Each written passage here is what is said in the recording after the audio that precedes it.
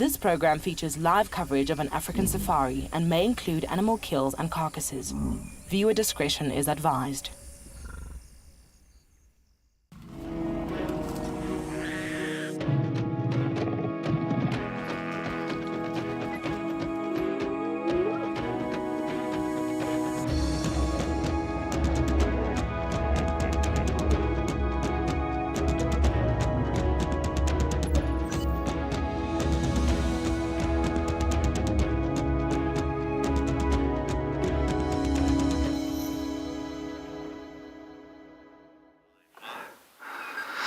Good morning to all you Wild Earth viewers this morning, on such a beautiful sunny morning this morning here at Djuma Private Game Reserve in the Sabi Sand, South Africa. It is got some monkeys just looking down there, had them alarm calling, and yeah, we're going to definitely follow up there. Good morning, everybody. My name is Cedric Dahl, and behind the camera we've got Eckhard. We are really looking forward to everybody being with us this morning on the sunrise safari. We're all ready to get bumbling. But we had these monkeys alarm calling now. There's definitely something in this drainage line. These monkeys were alarm calling very shortly, so we're definitely going to be following up there. But as you can see, we are live and interactive. So please, everybody, send your comments, questions, any suggestions to our Twitter page, #WildEarth, or just go onto our website at wildearth.tv, go onto our channel page, and make sure that you do register. And anybody under the age of 18, all the kids, please send us or pop us an email at kidsquestions@wildearth.tv. Please send those comments, questions, suggestions through to us. Keep us on our toes as well. But before I go any further, I am going to follow up on why these monkeys were alarm calling in the Mulawati. I had young male leopard tracks going down the side, and look how it's looking. It's still looking down inside that drainage line. I am definitely going to see what it is happening that side. All right, I'm going to turn around. I'm going to get towards the Mulawati, down towards Spaghetti Crossing. Hopefully we can pick up on something that side. I'm really hoping that we can start our sunrise safari very quickly with something very interesting. I love these early mornings. I'm just holding thumbs that we can get in there. It is a little bit of a tricky little place. Julia, good morning. Thank you very much for your comment. Yes, definitely a cat kind of day for all of us. I need a cat kind of day. I seriously do. I just need a spotted cat somewhere in my life at this point of time. But thank you, Julia. Thanks for joining us on our safari, sunset safari, or sunrise safari. Let's just go slowly down there. So I'm on Rusty this morning. We've got Kelly that's on Wendy, and of course JP there in Pridelands. I do want to double check if we can get in here somehow. Sorry, I'm just going to be on the comms. There is somebody helping us trying to relocate, or not relocate, but locate this cat. So just want to quickly find out. Anyway, well, we're going to continue. Let's see what the weather is like around here today.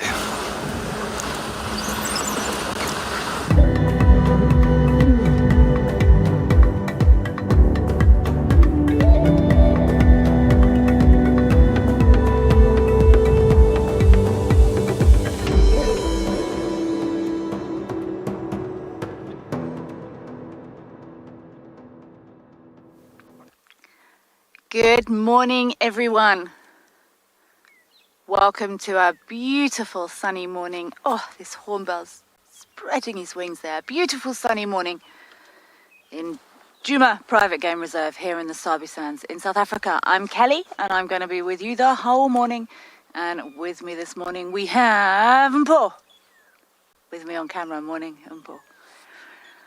I have just driven on Vubu Road. I just checked the dam. We did have some reports of leopard calling, and a couple of alarm calls. I've seen no tracks other than big male tracks who have walked up Vubu Road and straight out across Buffelshoek Cut Line.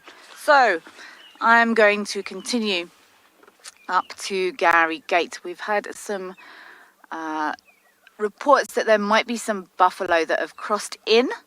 So I would really like to go and follow up there And if we have buffalo, then maybe they are followed by some lions. These hornbills have been bouncing around in this tree for a little while. They're so comical to watch.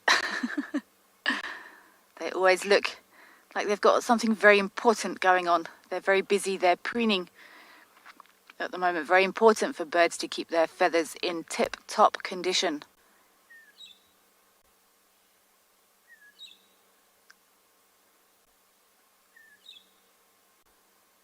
I do enjoy watching these hornbills. They're always looking for food, or they're interacting with each other.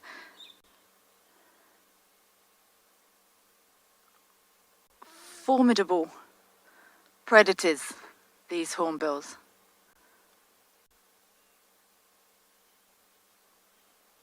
And it's gone off to be a predator. Okay, I'm going to carry on up towards the gate. I just had a set of huge leopard tracks. Justine, they are. Someone once said to me, imagine if they were the size of humans and how terrifying they would be. They're very interesting looking birds, but perfectly designed in the eyes of nature. I did get excited for a minute. They were huge male leopard tracks. I had to double take and check it wasn't a lion. But they've crossed straight along Mvubu Road and out across the cut line. So maybe that was our ghost of Djuma, our Molwati walking there somewhere. Sorry, doves. But we shall never know. Such are the mysteries of life.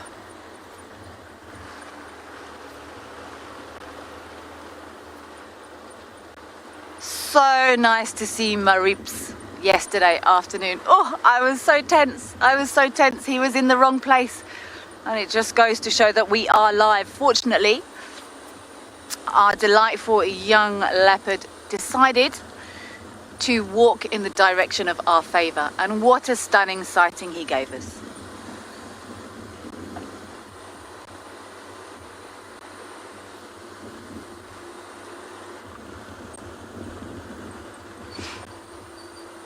So we had reports on the radio. I'm not sure which way these buffalo came in from, but we will definitely go and have a look. We've very rarely seen buffalo since I've been here. And of course, with our mega herbivores come our mega predators. I'm going to carry on towards the gate, and I'm going to send you over to JP over in Pridelands to say good morning. Oops.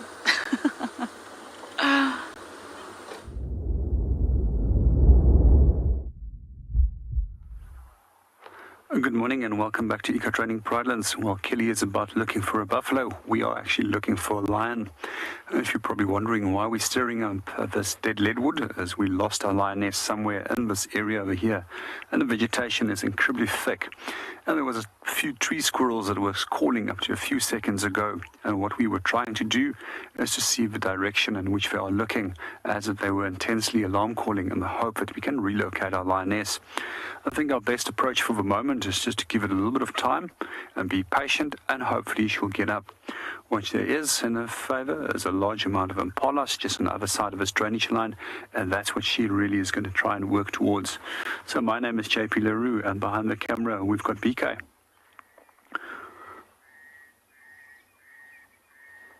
There's our squirrel that's just back over there. Let's see what he's up to. Quite often squirrels are very good indicators, but sometimes they also shout for nothing. I sometimes find that certain antelope species, such as the klipspringer, as well as rock hyraxes, are sometimes far more accurate in identifying threats. Some of the other ones that help us out here is vervet monkeys as well as baboons, and then a host of other different bird species.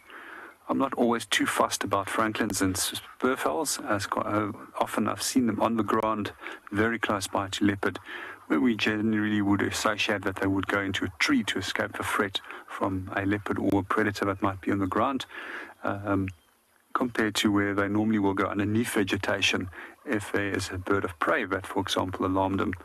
But meanwhile, let's watch our squirrel and see what he gets up to. He's just been joined by a red-billed hornbill that's directly above him.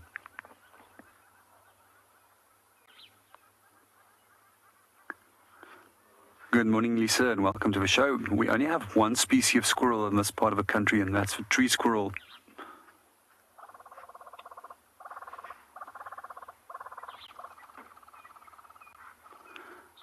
There's two species of squirrels that are pretty much predominant right throughout South Africa, and the tree squirrel is the one that we do find in the eastern parts of South Africa, especially in the Lowveld, and then as that you go up north, and then as that you go to the arid western half of South Africa, and then it becomes the ground squirrel, which is our largest squirrel species in South Africa. And there's a host of other species, which is also quite small little distribution patches, and one of two of those are also forest species. And if you do go to the Western Cape region of South Africa and the winelands as well as throughout Cape Town, you'll also see squirrels, and those are known as great squirrels, and they were actually introduced from the UK. Indirectly, they actually came from Carolina and the United States, and they were brought here by one of the early governors of the Cape, and that was by Cecil John Rhodes. He also introduced a whole bunch of other birds and animal species in South Africa. And the reason why, as he longed for Cape Town, longed for the United Kingdom and the animals of there, he wanted to have something that reminded him of home. And today, those species of squirrels are pretty much a resident in the Western Cape region. We've also got some distant alarm call of some crested francolins, which is to our south at the moment. That's another vehicle that has now joined us, and they are focused on following up there. We're going to go around and go and see if we can help them. In the meanwhile, let's go and see what the rest of the team is doing.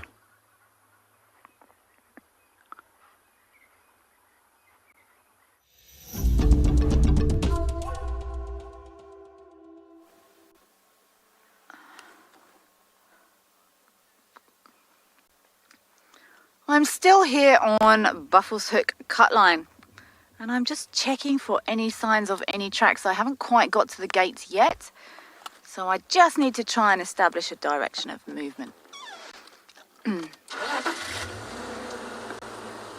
not sure how many buffalo have arrived, but I'm sure I'll know a bit more if I can find some tracks to get started with.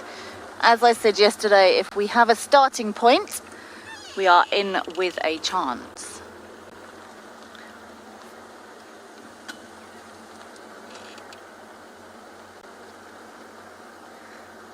There is some leopard tracks here as well, but they're not super fresh. Those male tracks were, they were hot. But they've crossed straight out on this side.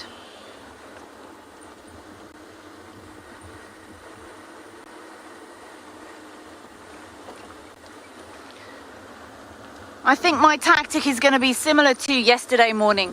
If we find a starting point and then zigzag back down through the roads to try and work out what's happening.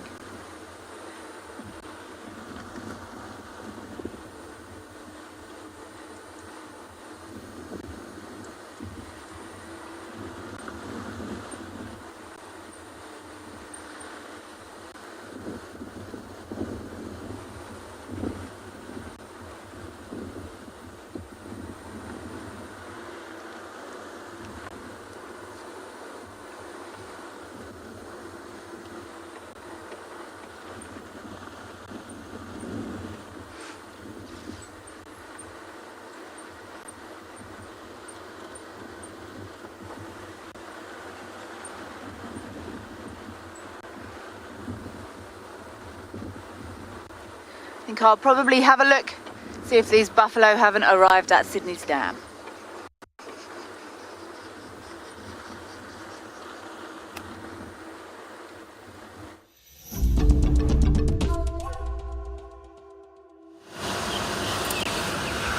Yes, welcome back Welcome back. I'm still trying to follow up on this young male leopard that was around the Molawati. We did have his tracks inside here. He is moving up the Molawati, so I'm just going to head around to Central. There is another vehicle in the area that's giving us a hand that actually has gone through the Molawati itself, or in the Molawati. But it looks like, I mean, those monkeys were alarm calling not long ago, so maybe about 10 minutes ago. So we're just trying to see if we can pick up exactly the direction, but it looks like going north, because those monkeys eventually started off looking down, and then they can see they started looking north, and then they stopped alarm calling. So maybe heading towards Central side. I'm just going to go slightly that side. Maybe we can bump into him that side before he crosses over. But it was just so exciting. Hopefully I really need this cat morning. I really need this cat morning.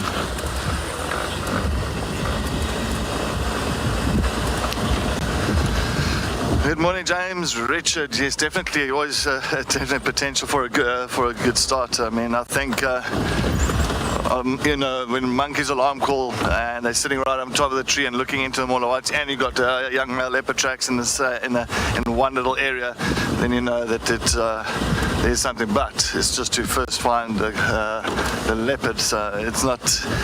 Yeah, well, that's what makes it interesting. It's always the chase of it, you know, then the understanding, and you kind of try and figure out and work out what's in the leopard's next idea and next plan on where it wants to go.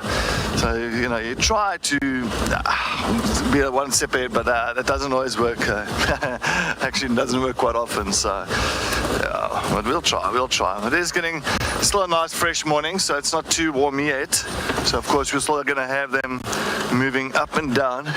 Of course, still busy with their, you know, early morning maybe hunts or patrols or where they want to end up. So it's always good to start off early like this on these kind of situations. But please, yeah, if anybody sees anything, well, and I don't see it, let us know.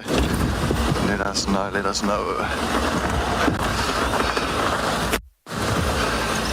That's exactly, and I think what JP says as well with the squirrels. I don't really listen to squirrels, so I think squirrels they sometimes put you off. You're done? Go ahead. Any luck on your side? No, but we have got reports it has been driven over. It's going back south. Let me just have a look and I'll update you on the road. Okay, copy. Alright, sounds like he's got still the tracks inside the Molawati. Heading south. I don't know what's happening here. Maybe.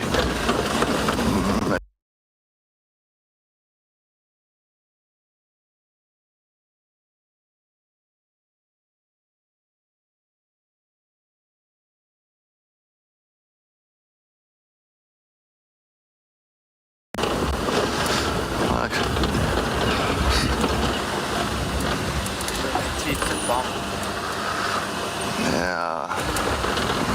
Okay, we'll just have to report this. Remember what thing he said again? I'm off air now. All right, let's quickly head to JP and see what he's got. Welcome back to Eco Training Pridelands. In this case, that squirrel didn't lie. It actually was spot on with the direction of where the lioness was. And we just missed her, but she slipped out underneath us. She just made a go in a big kudu bull, but she missed, and now she's heading back towards the drainage line, where she has got a sufficient amount of cover to use in her favor when it does come to hunting. And also, if we look at the breeze, where the direction of the breeze is going to, that will provide her the cover to approach the herd of impalas, which is a little bit further to our west. I just want to see where she is going to go. At the same time, I'm just going to reposition the vehicle, and we don't lose view of her. It might be very tricky for us to go in there, as it's a very deep drainage line, and there's also a host of obstacles over there, which includes a number of dead leadwoods and things. There she goes. She's directly in front of us now. Let's just keep a camera on her and let's watch her while she disappears in the drainage line, because there's no ways that I will be able to catch up with her by going through here. It is lag of her if anybody is interested, and she's doing pretty well. And We just had a discussion a few days ago that she was noticed mating some 2 months ago by somebody, and the date was put on it. And it means roughly another month before she will actually drop a litter of cubs, which might range between 1 and 6. And if we do look at it, it's generally a 110-day gestation period. When it does come to very young lionesses like this on her own, she's obviously reached maturity much quicker. I had several discussions with people in the past where they've actually said to me, lionesses has the ability to actually breed already on a year of age, and they, if conditions are optimal, but we generally find that it only happens much later, normally from 2.5 years onwards. I'm just going to see if I can reposition. The vehicle has now moved in. I also don't want to always drive with 2 vehicles at once, so rather let one vehicle do the moving, and then it's less disturbance. And then you also follow the same path in as that vehicle came in, but you don't create any unnecessary damage to the environment by creating any more off-roading than that is necessary. When it does come to off-roading, I just like to put the vehicle in low range, less damage that it creates, and also at the same time, we only off-road when it does come to high-profile species to actually limit the amount of off-roading. There's also a number of different things that needs to be taken in consideration when you are off-roading. We can take in soil and rain moisture conditions, and we also can take sensitive soil structures in accounts, as well as sensitive vegetation structures. And some of those areas will be an absolute no-no when it comes to off-roading. I'm going to stop over here. You have it? Where would you like me to go? Okay. Okay. Forward? Okay. Thank you very much, BK. BK is giving me some nice direction over here, and we've got a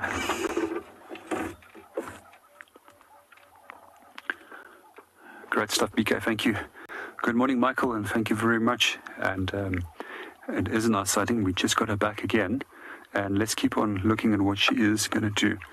I just want to spend a little bit of time with her. I don't want to spend too much time with her in case we might actually give away her game in terms of hunting. But generally, when it does come to it, we are very sensitive in terms of providing a sufficient amount of space when she is aimed at animals.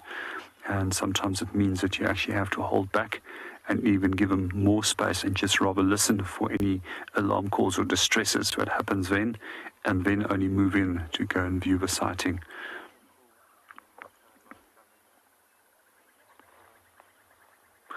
We're in for another warm day, so I don't know how long she's going to remain active.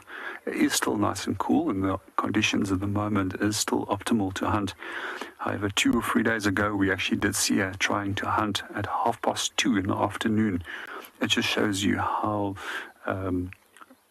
urgently she is in need of a meal, because generally they won't expend any time and wasting any energy at hunting in the warmest parts of the day. Flat cat, doing what lions do well, hiding themselves and lying flat down and sleeping for most of the day. Let's sit and watch her. Hopefully she's going to get up soon and show us a little bit more activity. But if I was a lion, I probably would go and sleep. And if I do sleep, some of you might be quite envious of the amount of sleep that they have, and that's between 19 and 21 hours of a day. Well, I normally operate well on 4 or 5. But anyway, let's go and see what the rest of the team is doing.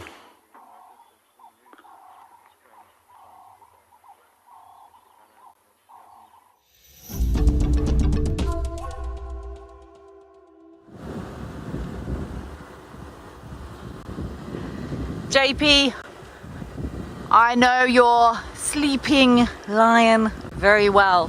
Flat in the grass. I don't personally know your lion, but I know the scenario well.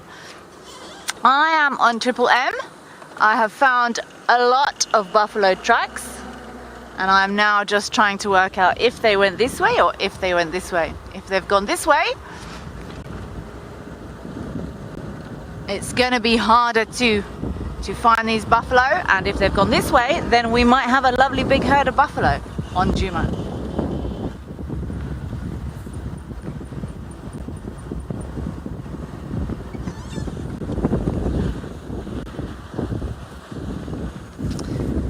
The road was littered with buffalo tracks back there, and I often find it's easier to find a single set of tracks and then look at which way they've gone.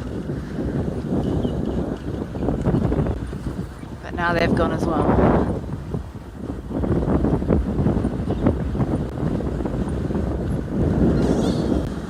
There is a rubbish there that I am going to pick up. Excuse me. Someone has dropped something. We don't want to leave that in the bush. I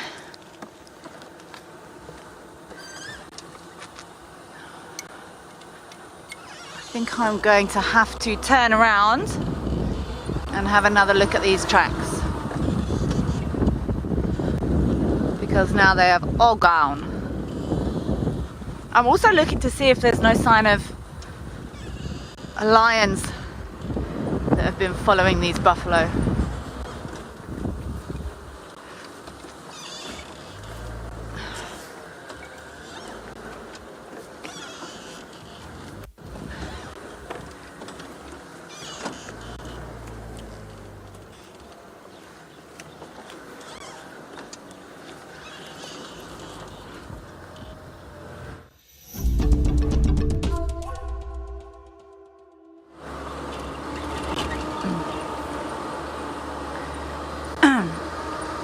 There was a huge number of buffalo tracks just close to the gate here.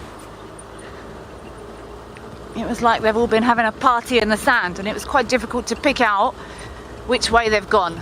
So I'm going to go back. Ooh, sorry, Paul.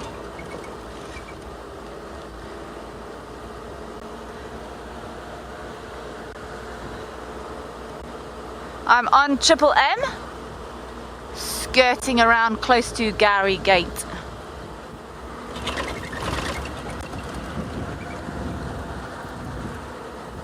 Also looking carefully to see if there's any sign of lion tracks. Often in the greater Kruger Park, lions will follow buffalo.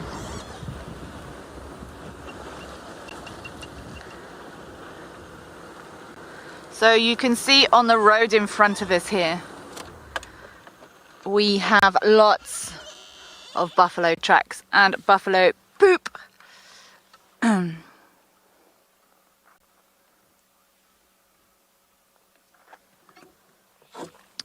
Solly, we don't have water buffaloes. The water buffalo are the Asian, normally found in Asia. They're slightly smaller, they're slightly less grumpy, more inclined to work. So we don't have water buffalo. We have either, some people call them Cape buffalo or African buffalo. I prefer to call them African buffalo because we're not in the Cape and it confuses me. So we have African buffalo here, and yes, we have lots of wild African buffalo.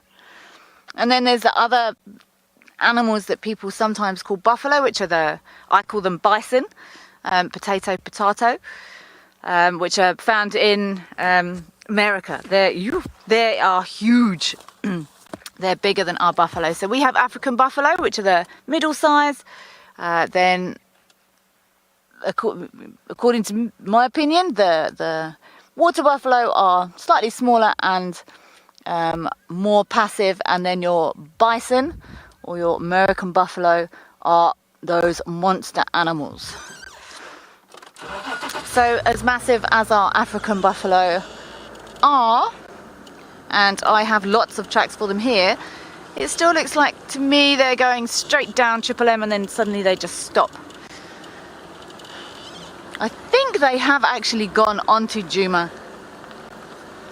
Sometimes you just need to... yes. I think that's the way they have gone. Right.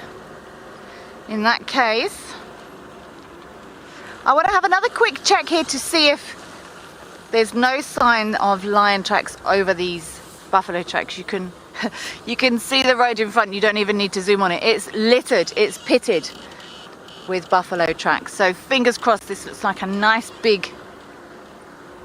See now, They look like they're going the other way.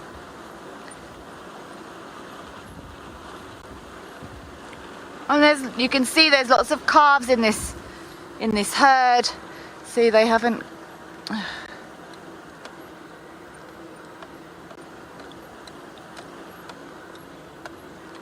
See, some bits of grass look like they've gone this way, and then the other set look like they've gone this way. I think I'm going to go and quickly check one-eyed Pam, because I think that will tell us. But at the moment, all I see is just hundreds of buffalo footprints. So I'm going to turn again. Great to know these herds are in the area, though. I'd love to. I still haven't seen a zebra on Djuma. I would love to see a zebra. And it's not going to get any easier for these grazers.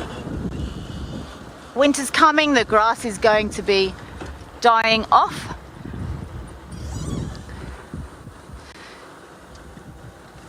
I'm going to carry on trying to work out exactly where these buffalo went, and I'm going to send you back to Cedric, who I think is on the move. So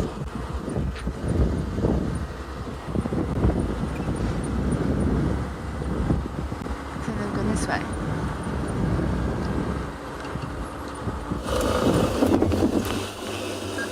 What do you say? Alright.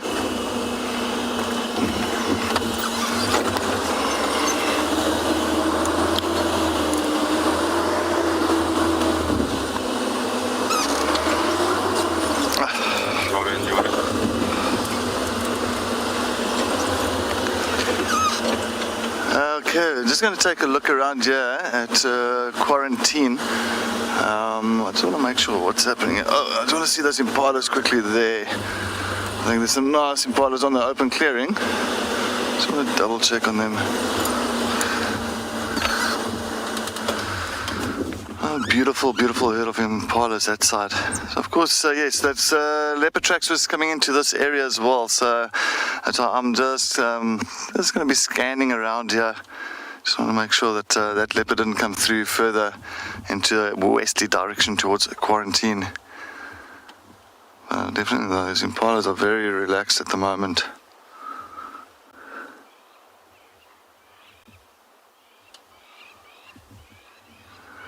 As you can see, it's a lovely, beautiful harem. Sure. That's one thing, quarantine's got a really amazing harems around here, impala harems. It's these big, big breeding herds of impala that's really hanging around this area. It's an ideal area if you really think of wild dogs if they have to come through here. Yeah, they definitely have a huge selection here. But it is really a stunning scene.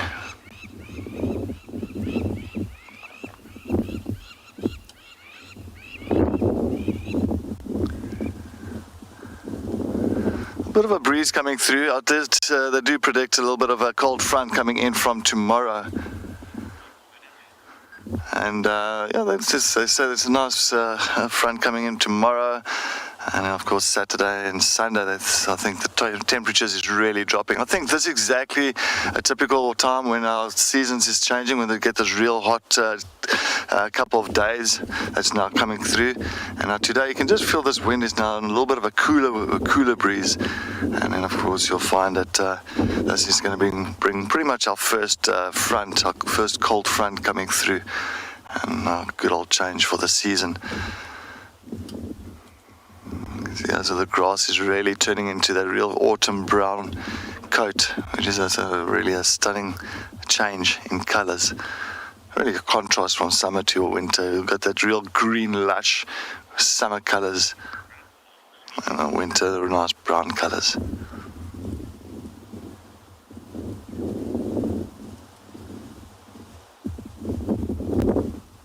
Station calling me?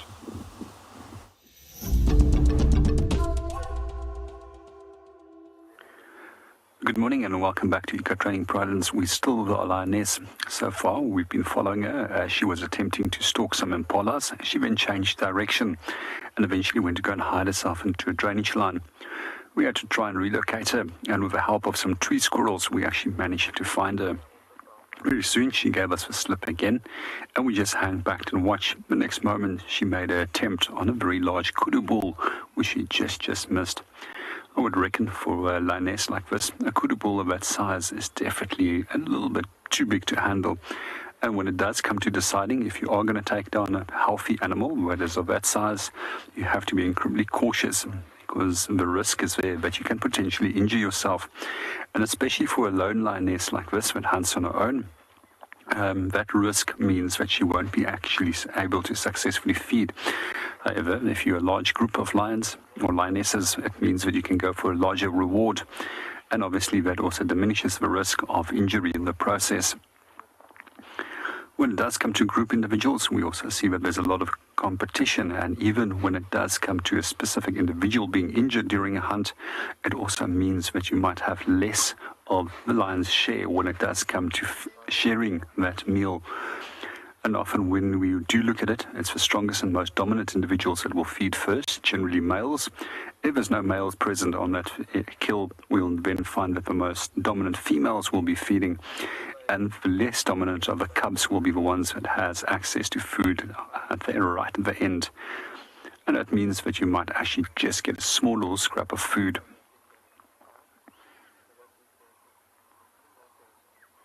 There's even a number of cases where we know that lion cubs have starved, as where female will also make sure that she will get food first. And in some severe cases, there's even been lions known to actually eat their own young as a last resort.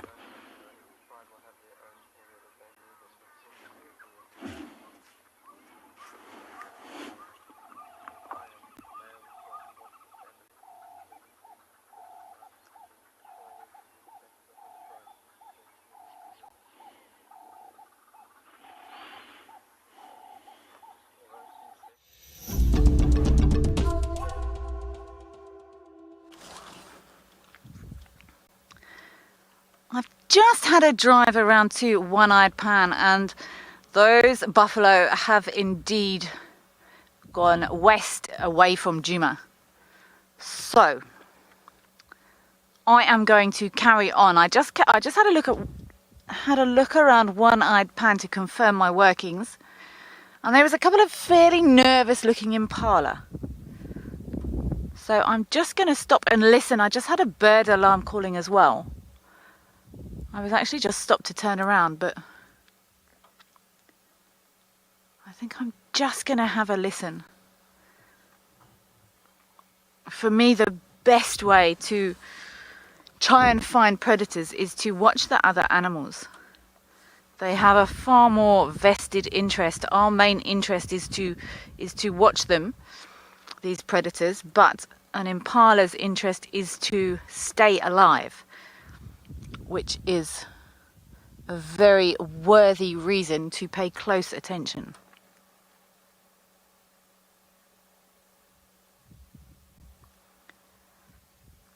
There are also very tenuous rumours that there may be wild dogs somewhere local-ish.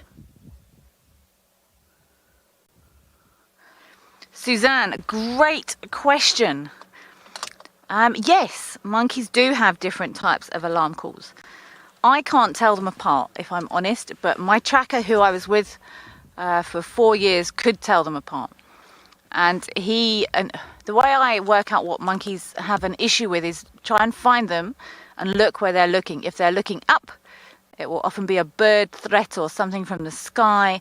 And if they're looking down, more likely to be a predator.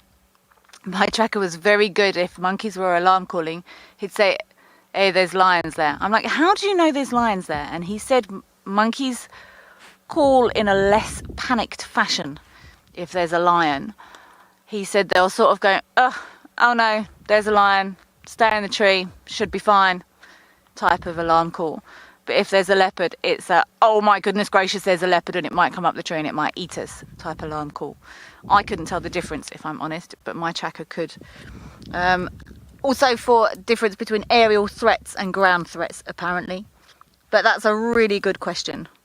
And yes, they do.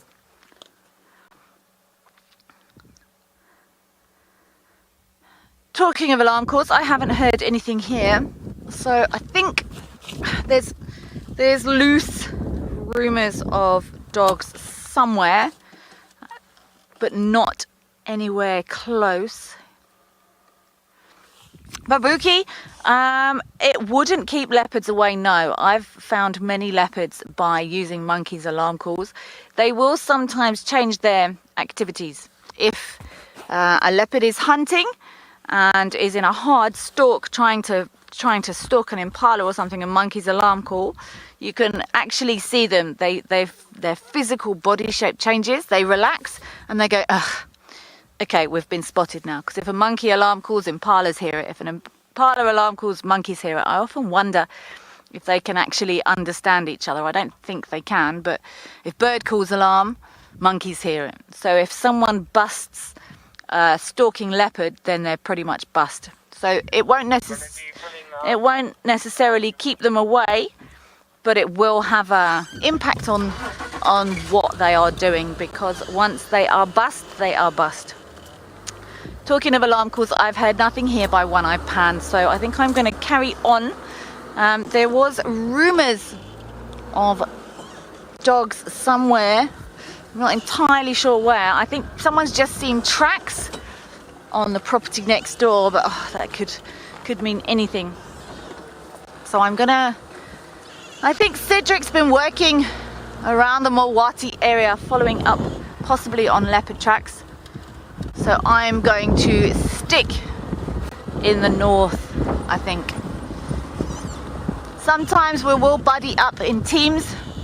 And this goes for all lodges, not just Cedric and I. We do work in the same way as we would do if we were working from a lodge with guests. We will sometimes buddy up, and it just helps with trying to pinpoint exactly where an animal may or may not be. I'm still going to keep an eye out for lion tracks around here though. I can't remember who it was. Someone once said, if you find a herd of buffalo in the Kruger, you will find lions following them. It's a very solid statement. I most definitely do not make statements that solid, because these animals do not read the books. Oh, it's a beautiful morning. I think it's going to be cooler today. My weatherman says it's going to get up to about 29 or 30, which is perfect weather for me. Speaking of lions, I believe JP still has his beautiful lioness there, so I'm going to send you back over to JP.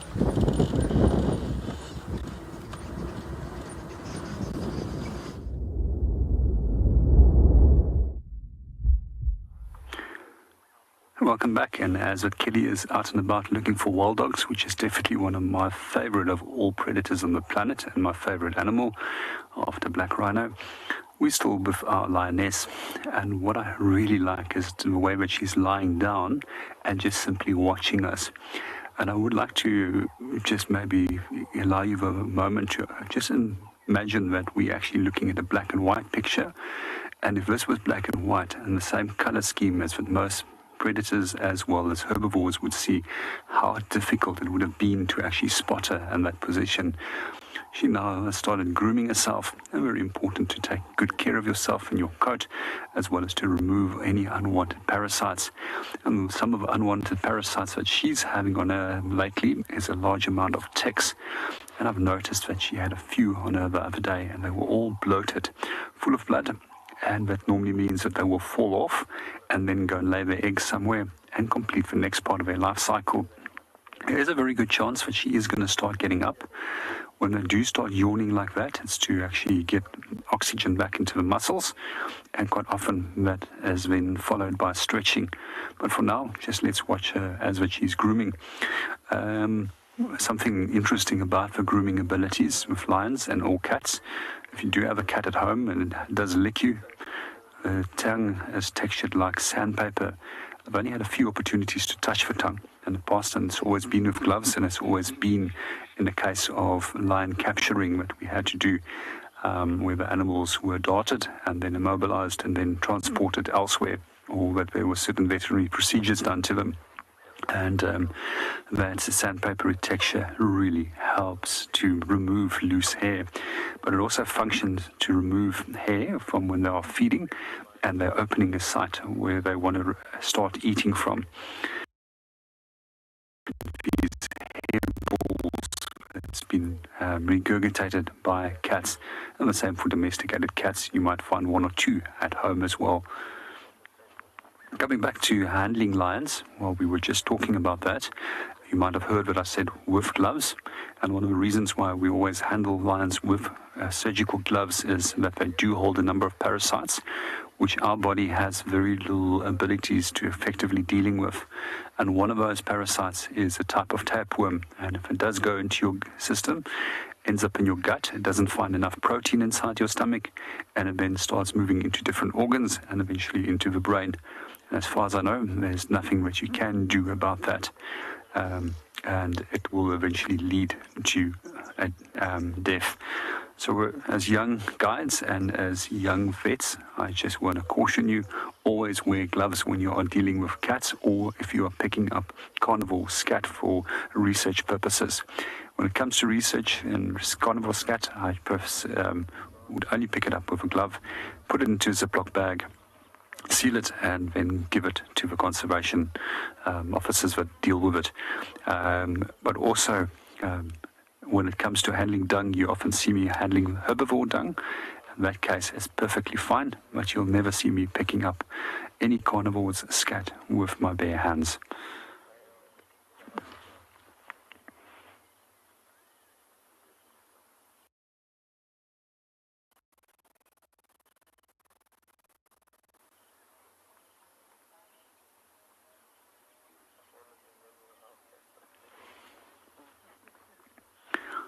While we were talking about domesticated cats and also leaving fur balls at home, there's a number of other characteristics which we have in cats in general.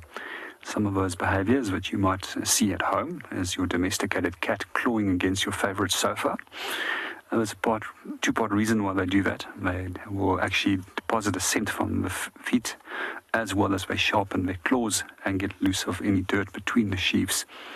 Second thing that they love doing to you is as you walk into a home, or if they feel like approaching you, they will go and rub their face on you or an object at home. And there's a scent gland on the cheeks which they use for depositing scent as well.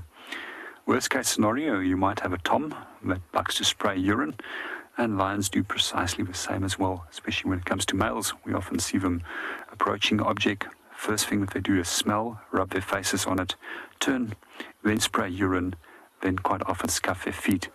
And then we also find that they will also defecate and scuff feces with their feet as well at times, so that can also produce a scent as they're moving. While we're watching our lioness grooming, let's go and see what Cedric is up to.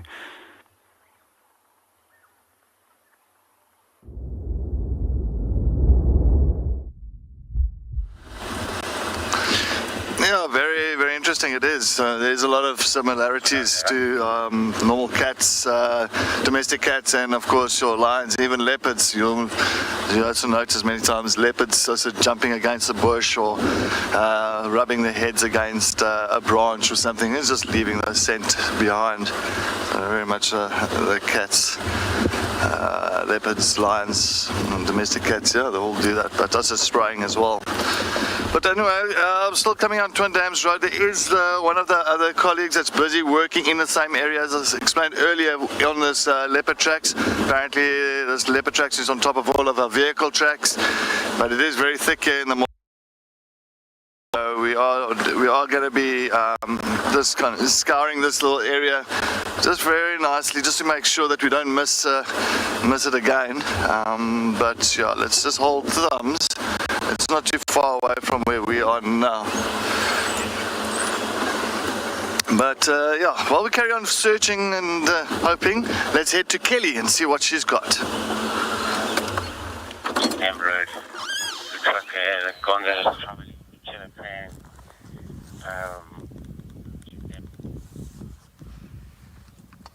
That sounds very promising. You've got to love a footprint over a tyre track.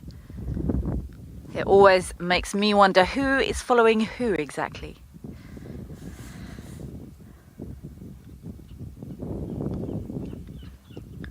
I'm just on Triple M and I have found a buffalo. Just the one.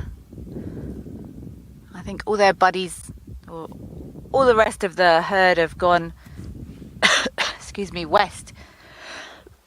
Oh, excuse me, just swallowed a fly. And this is a beautiful big old bull.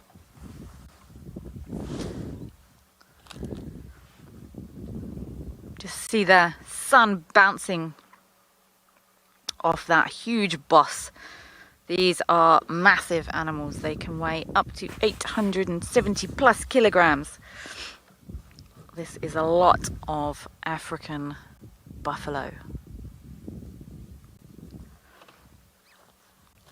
So it could be that this buffalo was part of the herd that passed through, or maybe it's just one of these males who hangs on its own,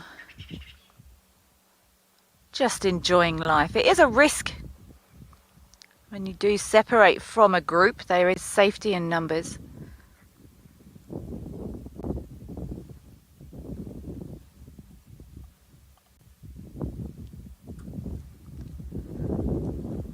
It's going to be cooler today, but often you'll find these buffalo will move when it's cool, often at night. And then as it warms up during the day, they will find a spot, ideally with a nice mud wallow, and they will settle for the day to chew the cud, to ruminate, exactly the same as cows would.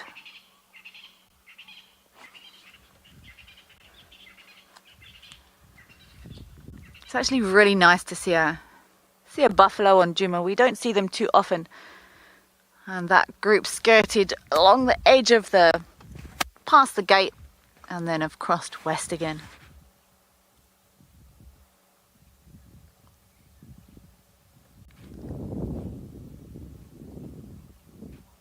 I actually find these, especially these big old bulls, quite difficult to read. So buffalo and hippo, lots of the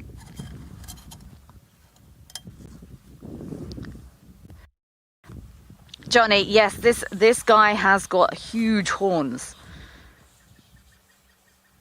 And they will keep growing as they get older. But sometimes the horns in these males can get up to 1 meter across, with up to 50 centimeters in that curve. I haven't got the light isn't brilliant on this guy's face. He's just a big pile of shiny horns at the moment.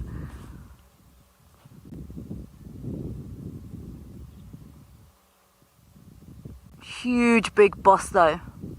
That boss is that keratin shield across the middle of his horns.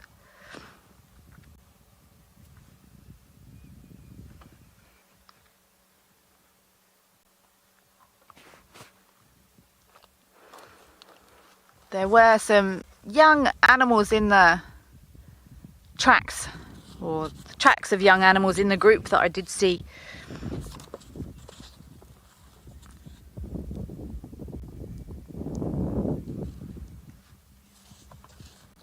Debbie, buffaloes defend themselves extremely well from lions. I have seen,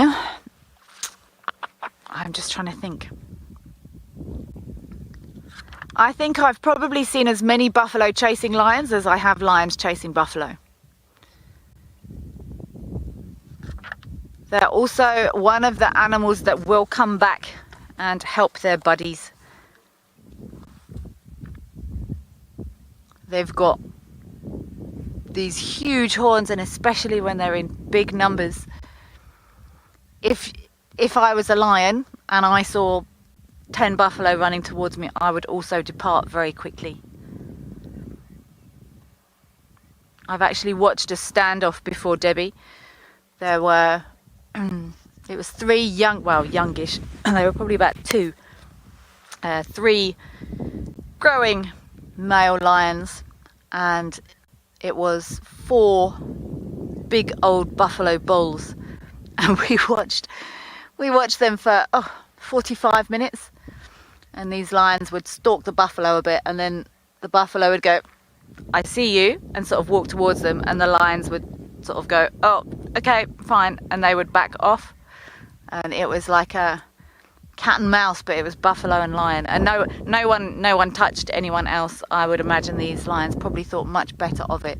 It is possible for I have heard stories of a lone big male lion taking down a lone big male buffalo, but buffalo defend themselves extremely well against lions. Even the females, they've got those sharp horns and just body size. Well, hold on, I just heard a buffalo. Ooh. That might not be a buffalo, that might sound like something being killed. I'm going to carry on. It's quite far away, so don't get too excited, but something was definitely just going moo. So I heard a wildebeest alarm call, that moo, and now it's just going moo. And we don't have cows here, so let's scoot onto the power lines and cross our fingers. Oh, I do love a bush-led safari.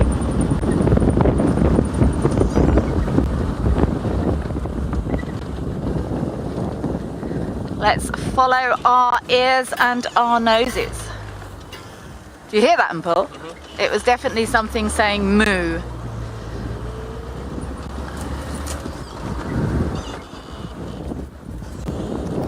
Keep a lookout for lion tracks.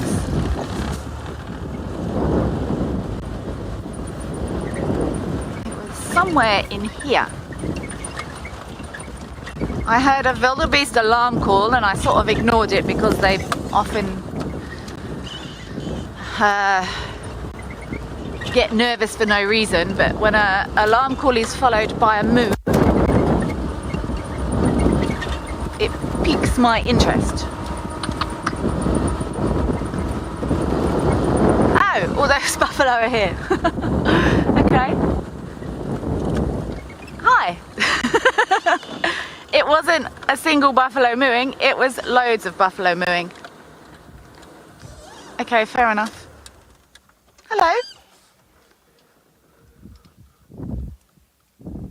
Well, how did they get back across the road then? How can a whole group of buffalo... I just need to update them on the radio that these buffalo are actually here and not on the other side. Please excuse me. Stations, I've just located these Nyari on the power lines close to Triple M.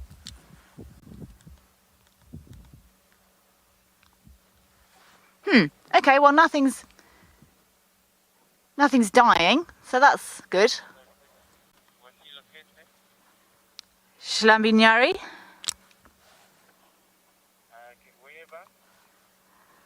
Just close to the power lines off of Triple M.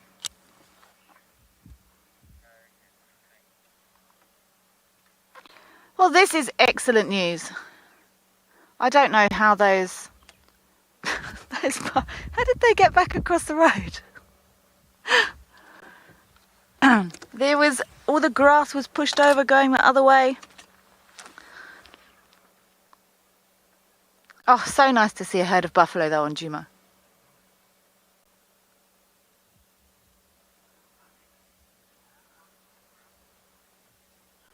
I'm definitely going to hang around with these buffalo and keep my eyes peeled for any lion tracks.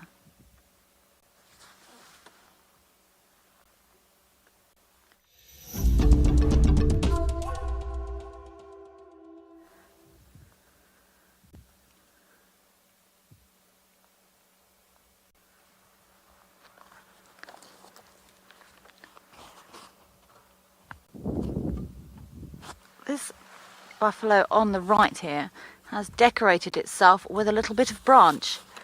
on the right hand side of its horns. Very pretty.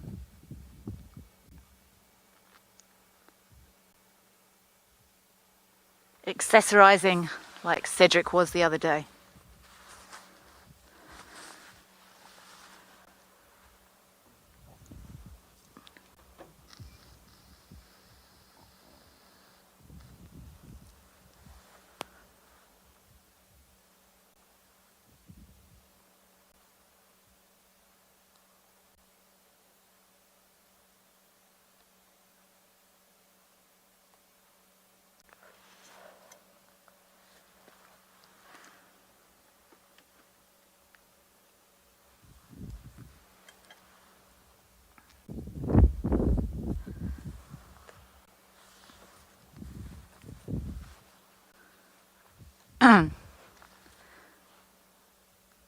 There are lots of buffalo in front of us as well, but I just want to watch and see how relaxed they are. If you push these buffalo, they can run sometimes.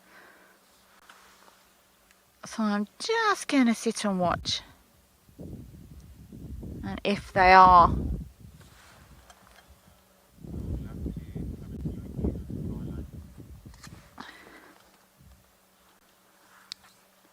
You're most welcome. I've just let another vehicle know that these buffalo are here. It does make me feel a little bit silly after telling everyone they've gone the other way, but never mind.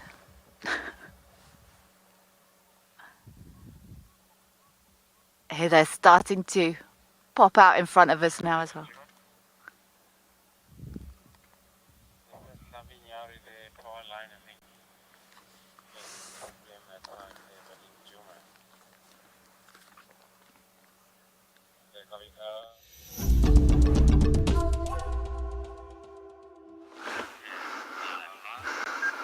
Yes, we're sitting here at Twin Dams, of course, is coming through to this side. That leopard tracks were coming in a southerly direction in the Molawati. That other vehicle that is helping us in the area, he is in the Molawati, still following the tracks coming towards this area. That's why I've just come here, maybe sitting here, patiently hoping that we do pick up on something that's going to be popping out here. But it's fantastic that Kelly picked up on that nice big herd of elephants. Elephants, jeez. Buffalo. So, yeah. But it's always good. The good thing is you pick up on buffalo. Sometimes you have to really look carefully. Sometimes you'll find a pride of lions following buffalo. And it hasn't happened once. It's happened several times with me when I've followed a herd of buffalo tracks and I found a buffalo. And all of a sudden I picked up on a pride of lions not too far behind them. So that does happen. So yeah, I'm hoping that maybe she's lucky there. Maybe she can get some lions around that side, which would be nice. But it is absolutely fantastic hearing about buffaloes coming into the area again. Typical this time of the year, slowly but surely. But yeah, it is still going to sit here. I'm definitely going to just go scan this area. Most probably might also just head a little bit in the Molawati myself, just to see where those tracks, because they exactly where I started off this morning at the Spaghetti Crossing. Looks like he came straight south over my vehicle tracks there. So he's between Twin Dams and Spaghetti Crossing. Maybe he's already come quite far south. I don't want to miss out on him. But it is a beautiful morning. The sun is definitely coming out nicely. It's a little bit of nice cool breeze as well, which is actually making it a little bit pleasant for the morning. Not too harsh yet.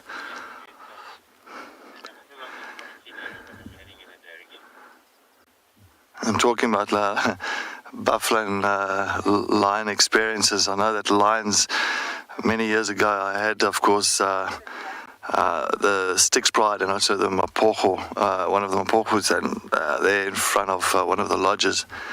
And they chased a buffalo at night time. They chased a buffalo straight against my vehicle. He hit the back of the vehicle. Unfortunately, it happened so quickly, and I had water, like a little dam or pan in front of me, so I couldn't do anything. And of course, they the lions was practically on top of the buffalo when they hit the vehicle. And of course, my guess, they just came from Italy at that time. I think they weren't even in South Africa for like 4 hours, and they had that experience. And their eyes were like saucers when that happened. And of course, the lions brought that buffalo down practically right next to us. Actually, they were still touching the vehicle when they brought that buffalo down. It was a fantastic sighting, but I can imagine just for people that came from overseas and all of a sudden 4 hours into the African trip and they get to experience that. That was fantastic.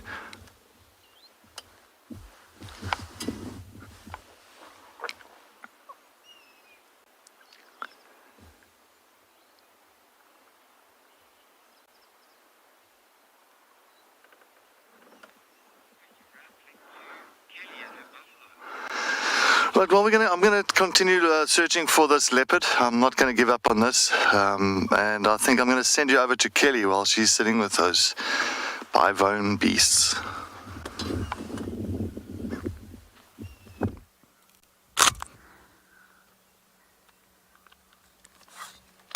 I would imagine that would have scared your guests from Italy, Cedric. It would have scared me as well.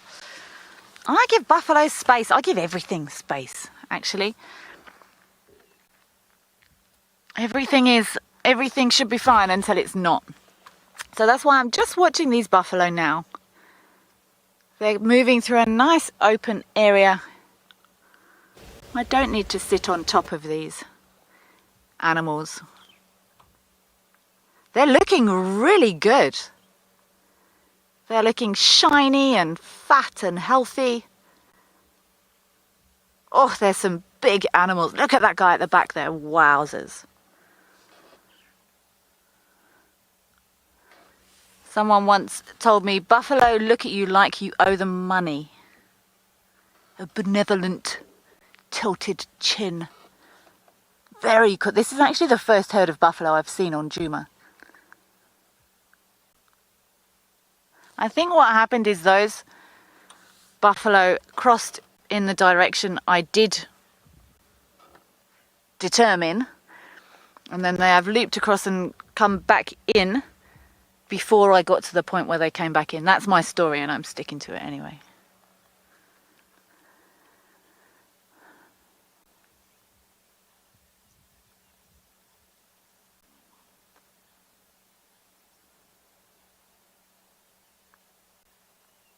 It would not surprise me in the slightest if we have lions following this group in.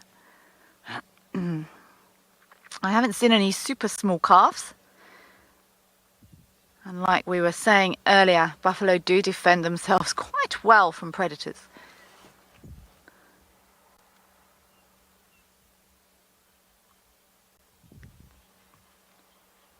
There is some excitement about these buffalo, so I probably will have another vehicle or two joining me shortly. But for now, these buffalo are ours.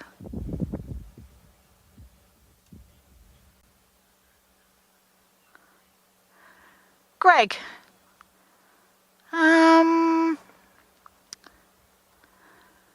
decent. I don't think there's an official term for animals that behave in that way. And again, it sometimes depends on the scenario. It depends on the species. It depends on the conditions, as I always start my answers. But I don't think there's an official term for animals that will defend one another. I might be wrong. I'm very open to correction there. That's a very loud car coming in. Gosh. That's better.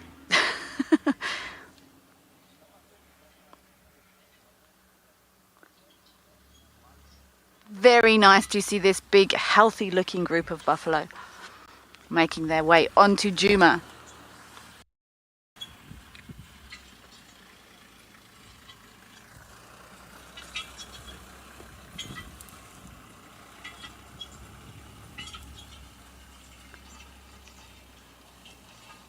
Wow, his vehicle's noisier than dear Wendy.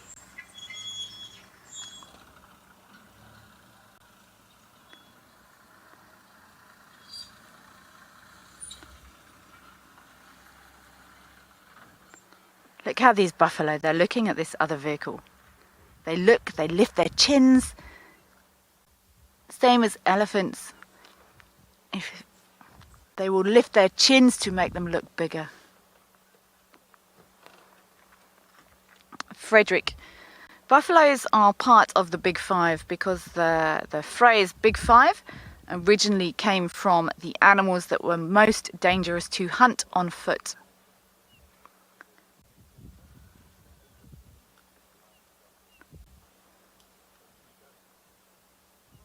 And buffaloes are indeed, they are not my favourite things to bump into on foot.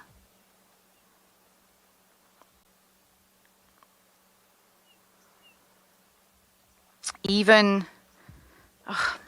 you get different reports. Herds, normally, you know, I have had encounters with herds on foot. And they sort of look at you, and as long as you read their behaviour, they will. Animals have it's what we call a comfort zone with vehicles as well.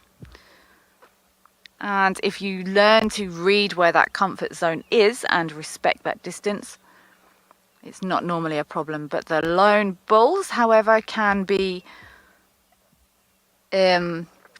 a little cantankerous, shall we say. But that is where the term Big Five has come from, Frederick. It's the animals that are the most dangerous to hunt on foot. And the photographic safari industry has taken this term and used it for photography purposes. I try and not push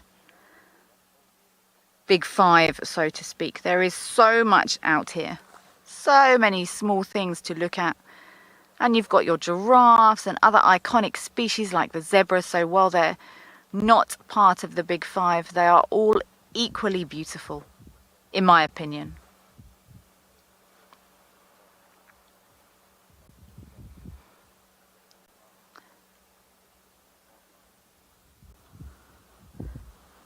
These buffalo are looking fine and fat.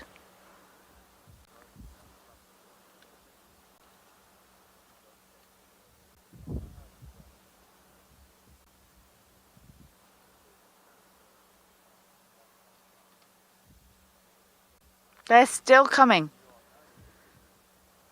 They're still crossing from the left-hand side here.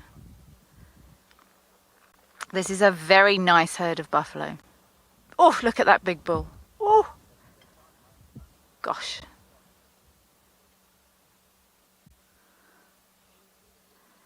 Where I used to work, the buffalo were actually quite skittish for some reason. They didn't like vehicles, and we used to spend a long time tracking them. And you would get their tracks crossing a road, and they would cross into the thicket, and then they would often go to sleep for the day. And one of the ways we used to track them there would be, we would find a high point and look for dust. If you saw dust, it often meant there was a herd of buffalo in the thicket, and we would watch the movement of the dust and try and work out which way they were going.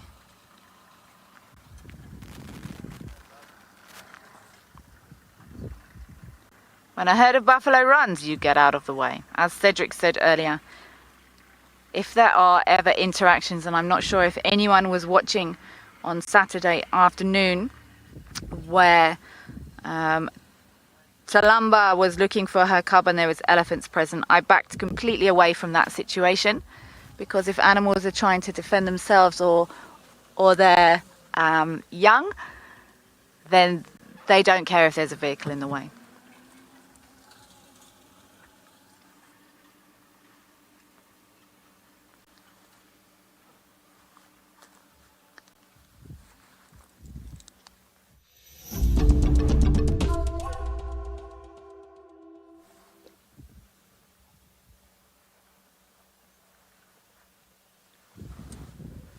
There is a massive big bull coming from the left. There's also, there's some huge big bulls. There's also a couple of young calves now I'm seeing coming through. They'll cross this open area in front of us. And buffalo herds are technically led, shall we say, by, they're called pathfinders. So there'll be a group or several big males in a herd who will kind of determine the movement of the herd. And often you find a couple of the biggest bulls will follow at the back to keep an eye out for predators. There's our little one crossing, and there's a big bull just behind that little one. This is a cow who's looking at us now. And she's looking at us in a very curious fashion.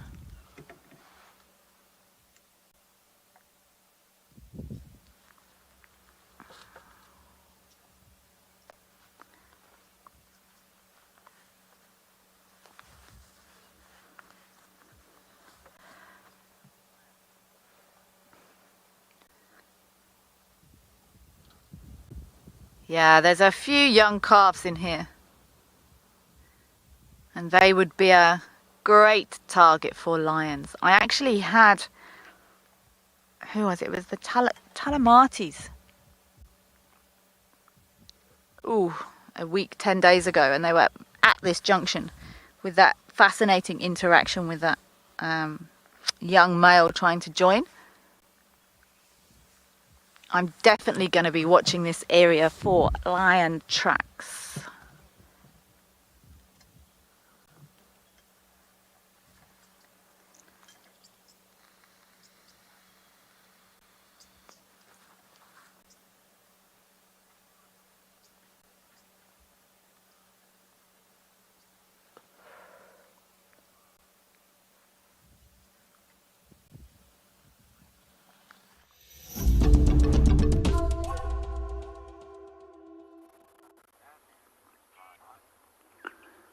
Welcome back to Eco Training Islands. We quickly relocated to a dam that's known as Ndlovu Dam, and at the moment we're watching a grey heron and a number of fork-tailed drongos which are plunge bathing.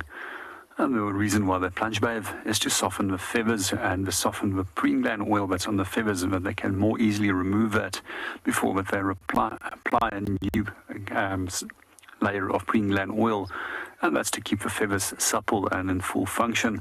We've also got some impalas in the distance which are slowly making an approach towards the edge of the water. We're sure that there will be some elephants coming down a little bit later. So one of our decisions for this morning was eventually to leave Lagafur and that she could go and hunt in quiet. She eventually moved into a thicker part of the drainage line and then started moving along that drainage line towards where there was some impalas, which was hopefully moving into that direction.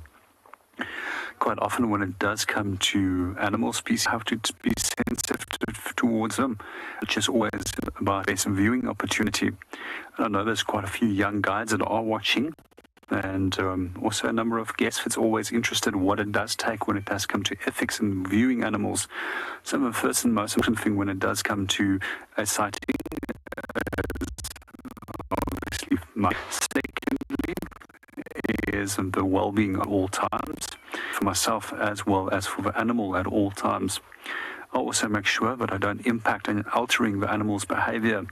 And through experience, you will actually start noticing that the animal will show you certain behavioral traits, which says it's no longer happy with your presence. And that's when you either have to give it a little bit more of personal space or move on. Some of the other things that comes into play when viewing animals is also the terrain. If it's terrain that can be easily disturbed, or if it's a sensitive soil type, I'd rather leave that, because on the end of the day, your natural ecosystem, which is based on soil, water, and a number of other things, and vegetation, are equally important as that the animals are.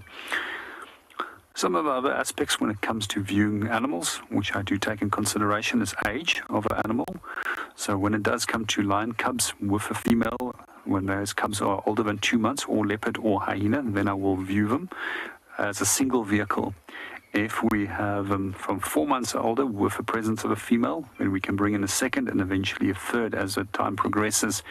From 6 months of age, you can start viewing those animals with a spotlight, but not before that.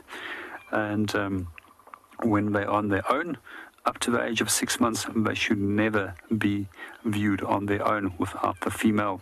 So that's just a broad general gold standard when it comes to viewing animals.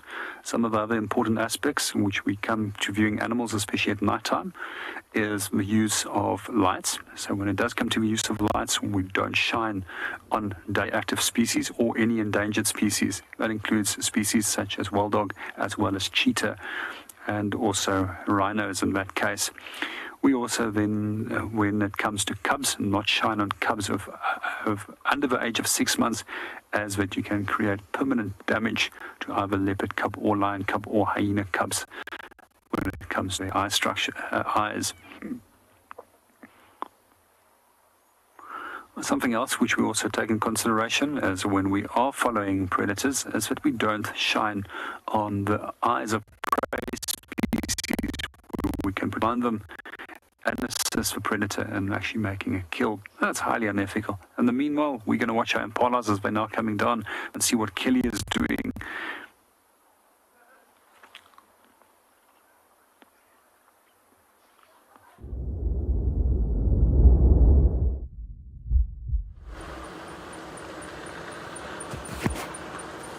JP, I agree with you 100%. In my opinion, in our industry, my primary purpose is to keep guests safe, and my secondary purpose is to keep animals safe, and my third purpose after that is to see cool stuff. But I 100% agree with you. I also firmly believe in incredibly strong ethics when we are viewing these animals. We are incredibly lucky that we get anywhere near them. So I'm very respectful of that. I'm gonna come back along Triple M and back to the gate because I'm looking for lion tracks now. Normally, lions wouldn't walk this time of day, but I've kind of given up on my standard rule book here for Djuma because it just keeps making me look silly. So that's going to be my next plan. I think I'm going to just check along here, see if there's no signs of lions following these buffalo. It's a beautiful big herd of buffalo. These are hyena tracks. Lovely big herd of buffalo, and I am sure this afternoon, if nothing turns up this morning, I'm going to be coming back here this afternoon.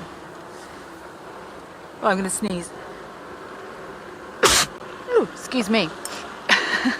Right into my microphone.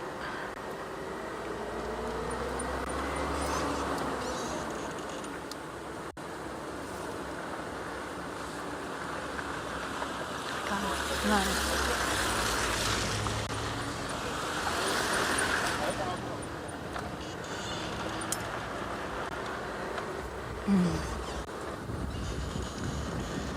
It's been a while since we had, I would love to see those nkuhumas with those little ones, and I was fascinated watching that interaction with that other male trying to rejoin the group of talamatis.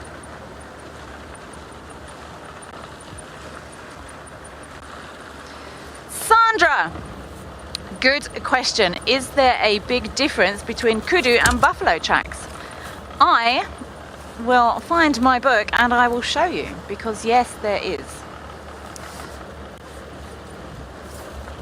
Alrighty, let me just make sure I'm not going to block the road. Sandra, I'm going to show you the difference.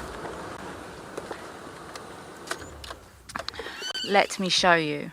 They are both even-toed ungulates, so they do have two toes or two hooves or a split hoof, however you want to call it. Okay, first of all, we will show you a buffalo track. So this is not real size. They are much bigger They're probably the size of my hand, actually, a big buffalo. But these are our buffalo tracks. So they're very rounded on the outside. They pretty much look like cow tracks, to be honest, but they're quite circular. The whole track is quite circular. There's quite a bit of negative spacing in the center here. We call this negative spacing. Sometimes you will see this at the back, but very, very rarely. So it's quite circular, lots of negative spacing, so these hooves don't meet, and the width across the hoof is the widest point of the footprint. So these are buffalo tracks. Now let me find you a kudu track. Buffalo tracks are very similar to domestic cows. To be honest, I think I might struggle to tell the difference between a domestic cow and a buffalo track. Now I must find a kudu track. Kudu.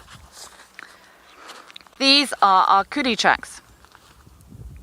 So much more elongated, much longer.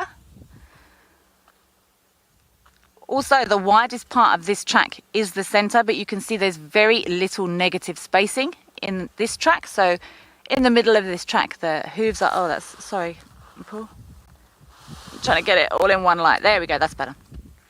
They are touching in the middle. And this is the actual size of the track. So you can see the buffalo track would have been much bigger. This is the real size, and it fascinates me how tiny these feet are in relation to the antelope. And then we move down to, then we've got something like a nyala just here. So all got split hooves, but this is when it gets tricky, telling the difference between a nyala and kudu, although we often use this negative spacing when we're tracking. It's a good indicator. So there's lots of these hooves don't touch in a nyala. And also the gait of an animal. We will look at how the animal is moving, where they're placing their feet. But this is actually a fabulous book. It's got lots of tracks in, many of which are actual size. Then we get down to our dacres, our bushbucks. Tracking antelope can be tricky.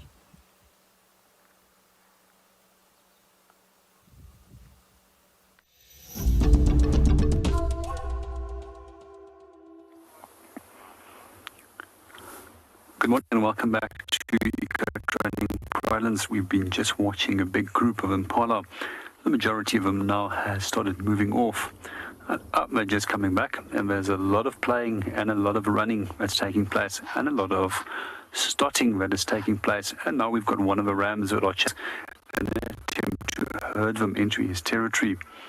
At this time over here, this is right into the rutting season, where the males will try and mate with females and as many of them as possible in a shortest possible period of time, because this male will only have opportunity of maintaining this territory for roughly some 8 days to 2 weeks before he eventually will become so fatigued.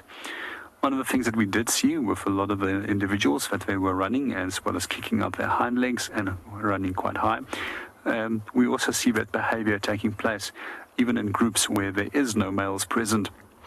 And sometimes it's just purely showing off how fit you are. And especially when predators are around, we also often see this exaggerated behavior with a number of different antelope species. And by showing off your fitness, it shows up somebody else which might be potentially injured and therefore distracts the attention from the predator away from you. We've got our two rams now back at it. They are fighting again for territories as well as for females. Let's sit and watch them and see what they get up to.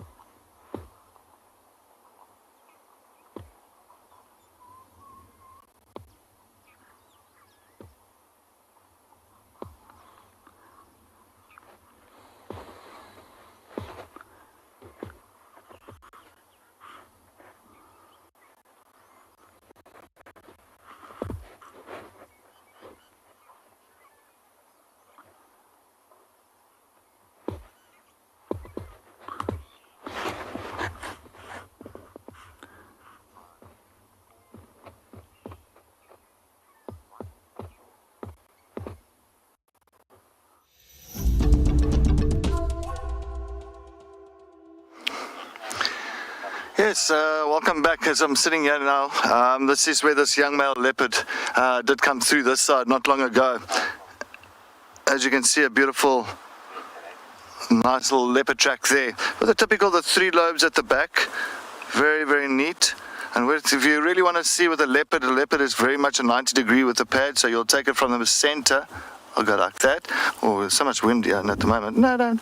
And then, of course, there from the lobes, the 3 lobes. So you've got this real kind of beautiful 90 degree angles of a leopard. If it had a hyena will be more kind of skew, taking it from there to the center. And of course, it'll be like that. So it doesn't really have that real 90 degree angle to it. But anyway, while we're sitting here, what we have to do, it is very fresh. It is on top of everything here. Heading towards Chillicothe line. I think let's head out that side and let's follow out there quickly before, in case it does cross over. But yeah, looks like he's definitely giving us a run for our money this morning. And he's not, it looks like he's not really keeping to one direction. He's really, no, what was that now? He's really heading all over the show. I want to just see which way he went here. Don't want to get the wrong side. No, nothing there. I think he might have headed straight along here.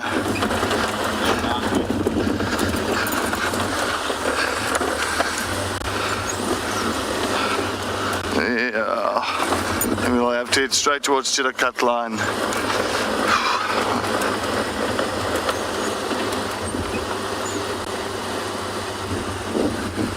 Jesse, good morning, good morning. Thank you. Yes, it's always nice to learn about tracking and all that. I think it's one of the best ways to, or it's one of the fun parts about it is trying to find these animals on the tracking side of things, but it's not always successful, unfortunately. That's just the way it goes. And these leopards in my tracking at the moment have been really avoiding me. Which is not nice of them. But anyway, that's how it goes. I think we all have to learn in ways on really kind of keeping me on my toes, and that's a big thing. I just want to double check here on Chillicothe line. But yeah, I know, Jesse. So I don't know.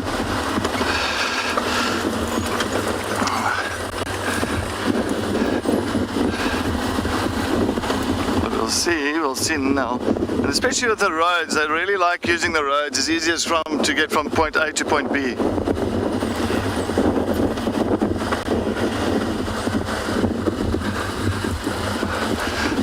How do guides prepare for the change of season in the bush? Well, the thing is, the way the guides prepare for the change of season, of course, the main thing is jackets, beanies. That's a big thing. Of course, as you know, it does get really cold here in winter, early mornings, but once the sun comes up, it is nice and fresh. So I just want to double check, I'm not going to miss here.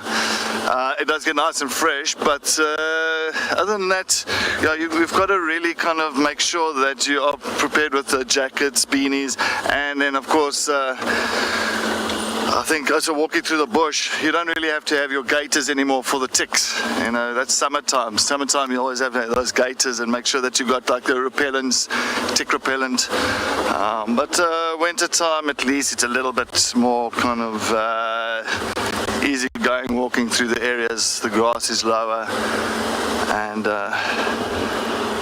you don't have to have so much repellents in winter time. But I think the main thing is a nice cup of coffee or flask of coffee, jackets, beanie, gloves. Always take too much and take too little. I always believe in that because you always can take off. So if you do go on drives, if you go on a safari, always make sure that you grab stuff.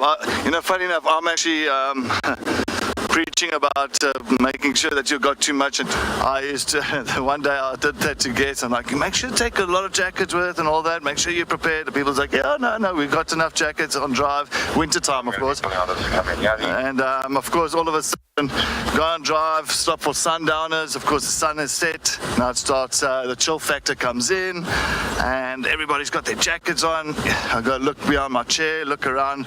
Guess what? Cedric goes and forgets his jacket. So I was like sitting for another hour, just over an hour of game drive, doing like, shaking, shivering, and of course everybody's like laughing at me because I was preaching to them and I did not do what I was preaching. So yeah. Hey, I'll never make that mistake again. I always make sure, even if it's a summer day, hot day, 34, 50 degrees Celsius, whatever it is, I'll make sure I've got my jacket in the car. You never know how things change. So yeah, that's how I do prepare myself for winter. Definitely. And I think in the next 2-3 days that's going to be happening. Definitely enjoying the last little bit of good old summer sun here. I feel I'm a summer person, so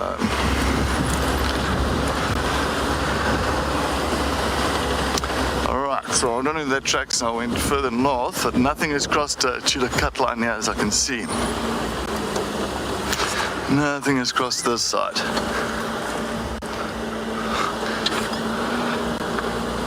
Let's go down. I think Guaripan. Maybe we'll take a look at Guaripan. Maybe I think he cut across this north, because his general direction was north. So we're going to take a look here quickly at Guaripan.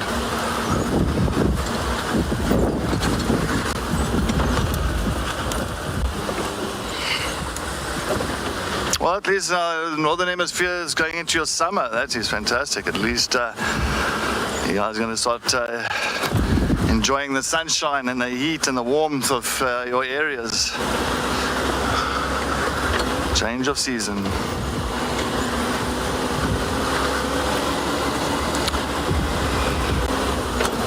But I would like to see snow. I've never seen snow in my life. I would actually like to be in snow. Just to feel how it is, and I got not a clue. I've seen it on the mountaintops here in South Africa, yes, on Drakensberg and all that. In wintertime we do have those snow, it just sits on top of the mountains, but I never really got into it and like made a snow angel or a snowman. That would be very interesting. That would be nice to do. I wouldn't mind. Maybe I must go to Alaska for one winter. It sounds crazy, but never know. Maybe it'll be. Might be good.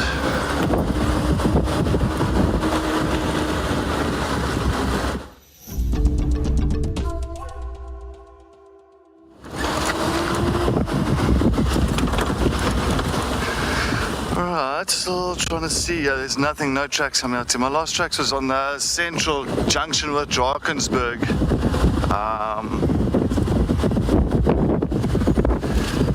I don't know where he disappeared to. It was a very nice track set. Maybe he went south again. Maybe he's back and forth all over the show. I won't be surprised if it's Marips because it's coming in from that side. It is a young male leopard track, so let's see if we can.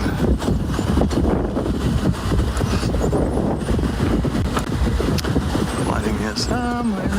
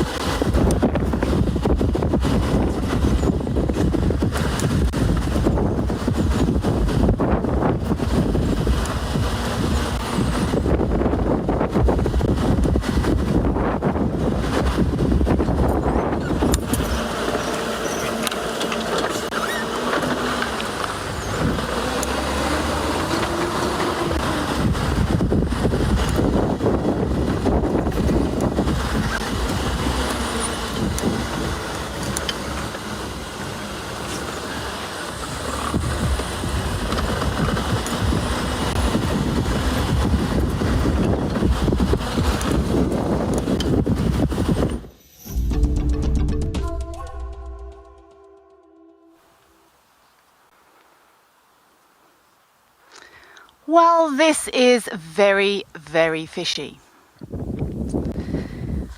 I've had leopard tracks up and down here on Voyatala Access. My plan is to loop around and maybe see if we can catch these buffalo on the other side. But we've had leopard tracks up, down a few times, and I've marked them here, and it looks like they've come off the road going in this direction. I've drawn a nice big arrow here so you can see, but this is a track, and this is quite a big female track. So we don't want to make any assumptions. But to me, it seems this female has walked in this direction, which is down towards Impala Road. But there's been some movement up and down here, which is very fishy to me. It makes me wonder what's happening here. There's also hyena tracks.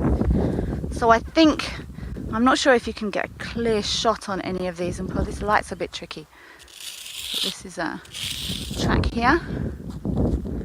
So I think I'm going to drive maybe down Impala Road.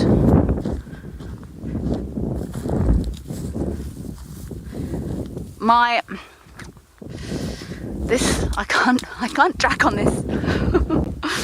But this is the direction of movement. So I'm going to go round to Impala Road. I've got a tracking stick, which doesn't.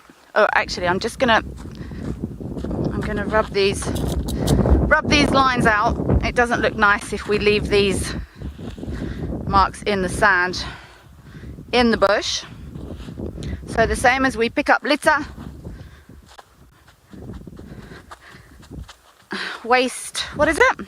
Take nothing but photos, leave nothing but footprints, waste nothing but time. But very, very fishy. Let's carry on and see. Ooh, sat on my radio. And let's try and work out what's happening here. These tracks, probably from last night. I'm going to have a look and make sure they don't come back onto the road. I haven't seen any sign of any cub tracks.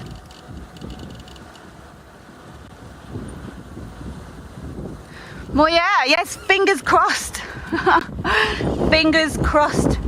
We shall see what the bush delivers. I must admit, I'm really enjoying this nature-led safari.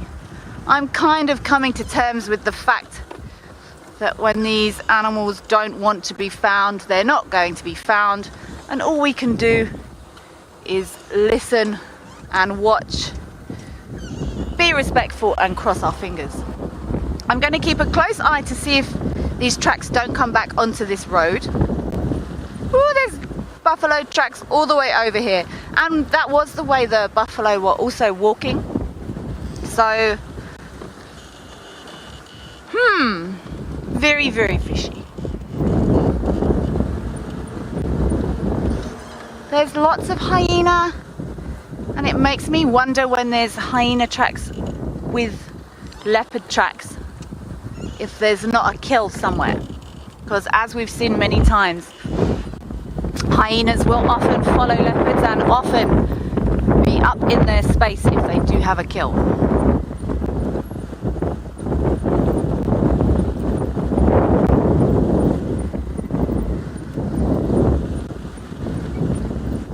It's all about the story, one of my mottos. If it makes for a good story, then tell it. And it's literally like reading the newspapers.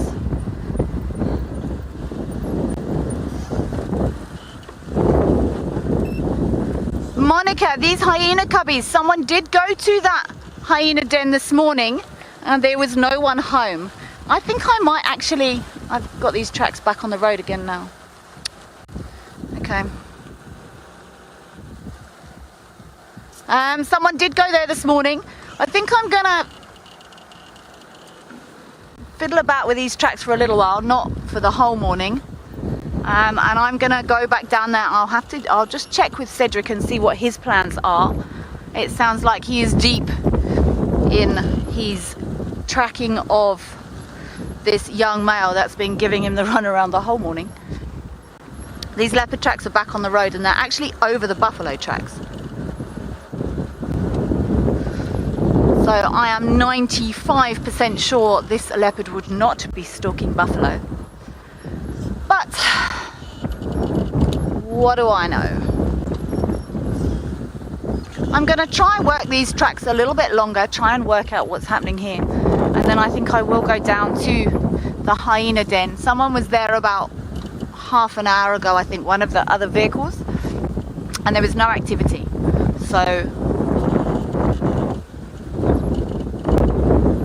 I don't know. There's just buffalo tracks all over here.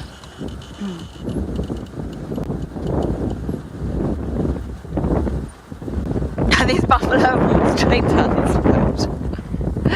And I thought they'd gone the other way. I think they must have gone in. This is how they got in, or they must have gone out and then come back in down here. Wow. That's embarrassing. Like 100 buffalo and I thought they'd gone the other way.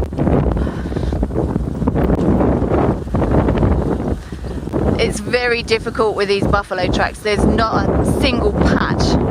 You can see down the road it's completely chopped up, covered in buffalo poop. It's very difficult to work out where these tracks have gone.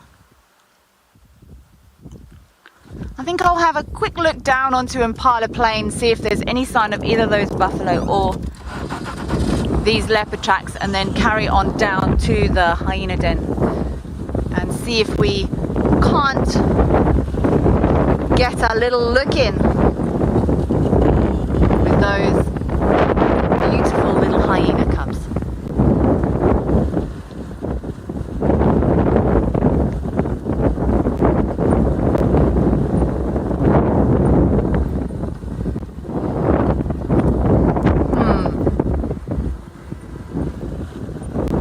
No, I haven't got a clue what's going on here. I think I'm going to carry on. I think I'm going to head down to the hyena den. There's too many buffalo tracks here. I can't work it out. And I know Cedric's been deep in leopard tracking this morning. I'm going to carry on to the hyena den and I'm going to send you over to JP, who I think is still at his waterhole.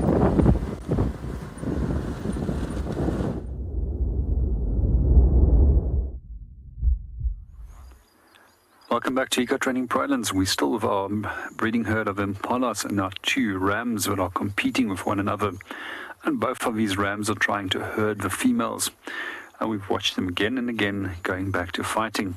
It will probably escalate very soon to another fight between the two of them for actually maintaining their territory and attempting to mate with these females. We've also just been discussing the length of mating, and when it does come to impalas, it's only been a handful of times that I actually have seen them mating, and it's actually very brief. It's over less than 5 seconds. And in general, when it does come to most mammal species, mating is a very brief affair.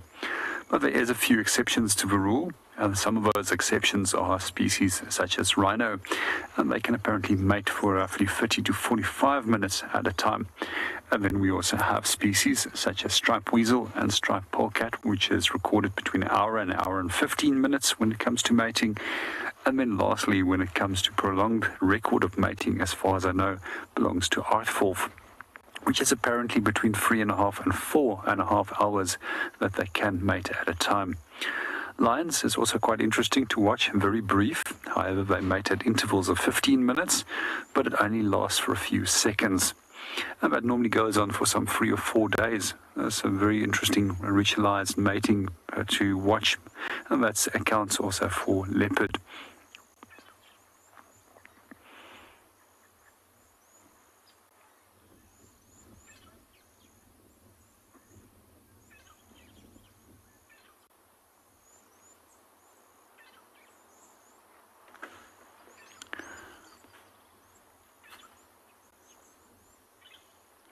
We're going to spend a little bit more time here at the dam and see what else is happening. Other than our impala, there's also a grey heron that's busy grooming himself. And directly on this side of a dam in front of us is actually a very good view of the adult as well as the chick of a blacksmith lapwing. And I've just been watching this blacksmith lapwing for several weeks now and watching how the plumage coloration is changing. At first, it was just a little fur ball on two legs and a small little head that used to stick out. Or a little ball of feathers in that case, not fur. My apologies.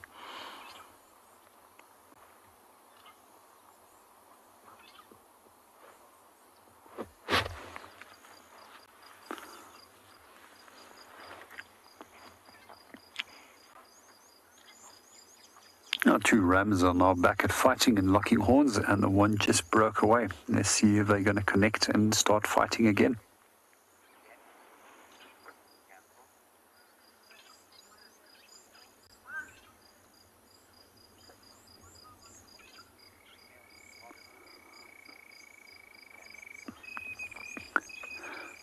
Good morning. Couldn't hear the name very clearly. It's either Tammy or Sammy. And to answer your question, they actually do very little when it comes to courtship. All that they want to know is that they've actually got the best possible male. They can provide the best possible genetic material. And that's a winner that can maintain a territory and hold a territory at that point of time.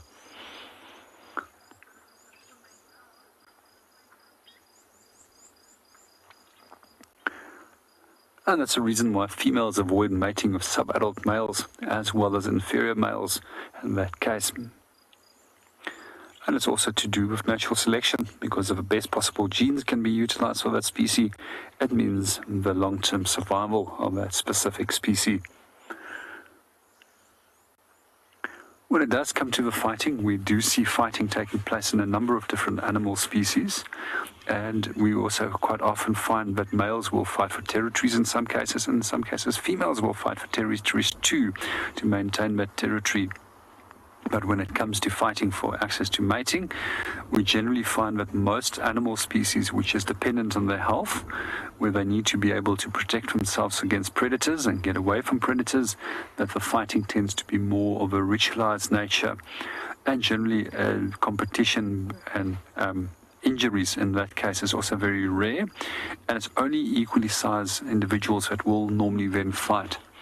Even with elephants, when it comes to them, we find that it's very ritualized up to a certain point, but when it's equal sized males and must, somebody will pay with their life, generally when it comes to fighting. The same for lions and large animals such as rhinos, where they don't need their health to protect themselves against potential predators.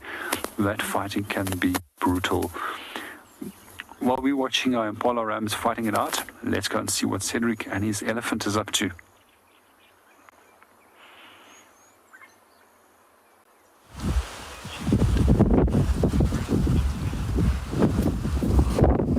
Yes, welcome back.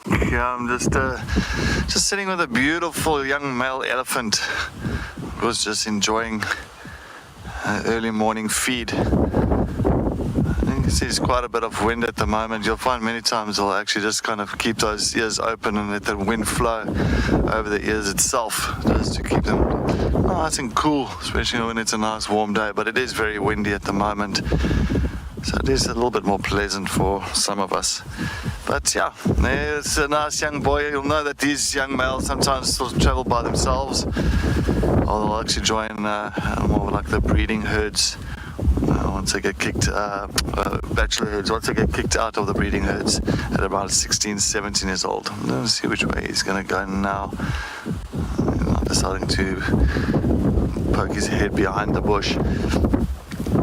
But it is very interesting. I love elephants. Once again, as I said, I can watch them all day. They're very, very fascinating animals, and it's just the behavior, and especially with the breeding herds, and you've got the young calves, it's full of joy, dancing around and running around. They're absolutely really cute.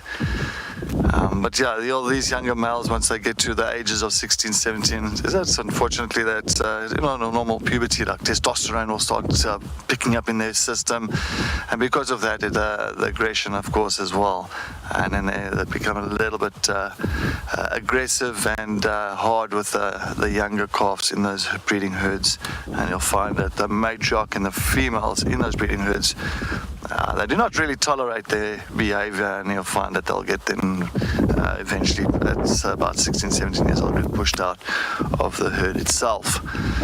And then when they get pushed out, you'll find then they'll just kind of, most of the time join older males to gain some experience. I'm just going to try and get a little bit forward. Yeah, I just want to get a bit of visual. Oh, there's another one coming up the other side. Wait, there's another one there. Looks like there's a few that side. Okay, let me just go a little bit forward. I just want to see. Oh no, he's got one is heading that way, one is heading that way. They're all deciding to just stay behind the bush. Let's see if we can. What do you think there, God? You got a little bit back there. Eh? I think so. Maybe that one will pop its head out again for us. I think maybe we'll be lucky there. Yeah, there we go. I think we'll be lucky. It's actually, so it looks that young male, definitely looks like that young male still with the breeding herd. There is a couple more elephants all around in the drainage line here. Very much, of course, feeding. I think maybe they came from the waterhole from Treehouse Dam, because I'm moving away from Treehouse Dam itself. But elephants, they are definitely one of the heaviest consumers of vegetation around here. You're looking at about 5% of their body weight. Like a big male 6-toners will be about 250 to 300 kilograms of vegetation per day.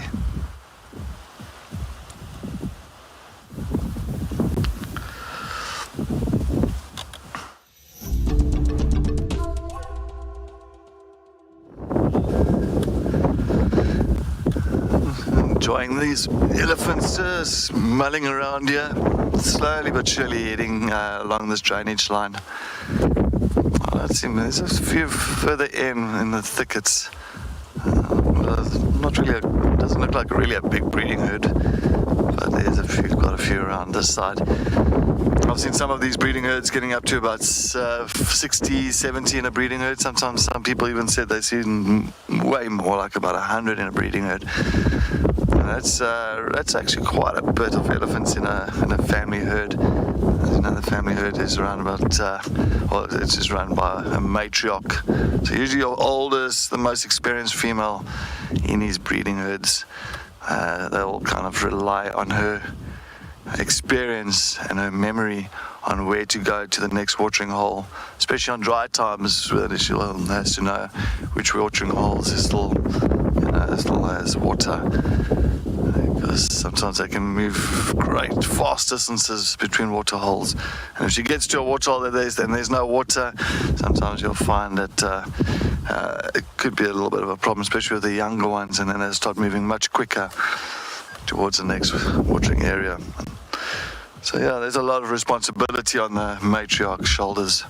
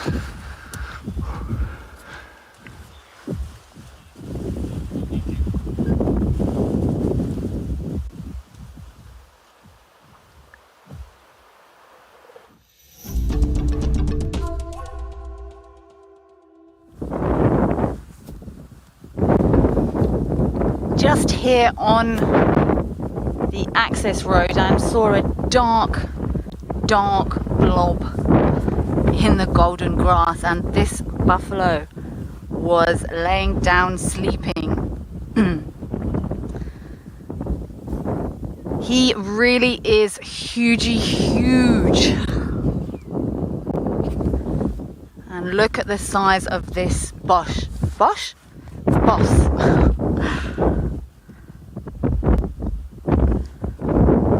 I actually thought it was a rock at first, but you start to recognize rocks on a property, and this rock was not present yesterday. So he would have broken away from this herd that isn't too far from here.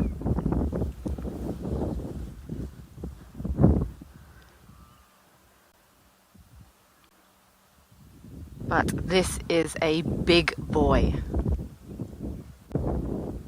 So while it is a risk, him being alone, you would have to be a very brave, hungry lion to take on this monster. He really is the machine of the buffalo world. When you see these big old dugger boys standing, they're just pure muscle. Nelly, they don't have an alarm call like impala or zebra as such. I'm just trying to think how many times I've heard. It's more they will sort of bellow as they're leaving, more of what I've seen. It's not like a snort or a bark, or a dog. Boys like this would be more likely to just bellow as they depart.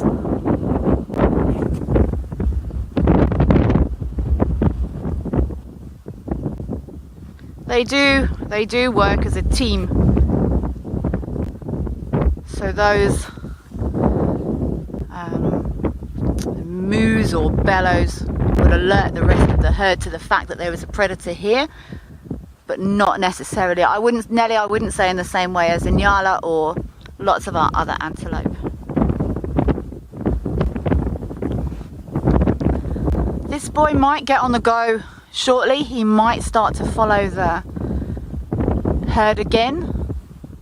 But often when they get to their senior years, shall we say, they will find a wallow or a pan or a nice dam and just see out their years having a peaceful life.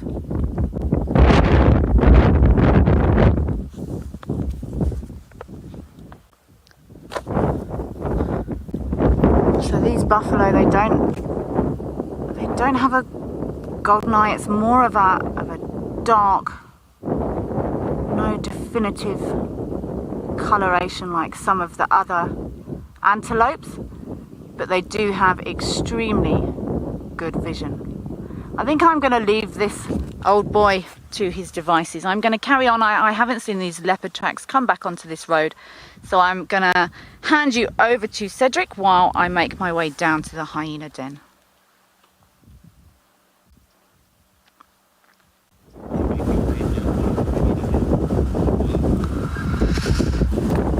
Hi, back here at Treehouse Dam. Of course, we got our beautiful impala rams just all sussing each other out, really strutting. We can see that. Yeah, no, that's definitely a little bit of testosterone going there. They're trying to work out who's the dominant one in this bachelor herd. And you can really see like your more of the submissive male just move away from any confrontation, instead of challenging whoever is trying to challenge that individual. So always work out the ranking in the bachelor herds, yeah.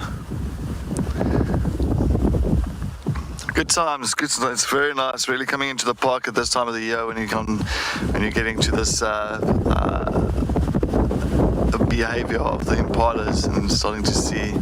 And you just sit there and you actually just watch them and how each one pushes the other one, and you can start working out who's the more dominant one. But you can see even that guy, he's even got himself some oxpeckers. Oh, he doesn't like them. He's still got one left on there. And a couple of red-billed oxpeckers, of course, just making sure that his coat is also clean for battle. Very pretty animals, really, really. They are stunning. And especially when you start getting the females around you, the big breeding herds, then you'll see the aggression gets much higher.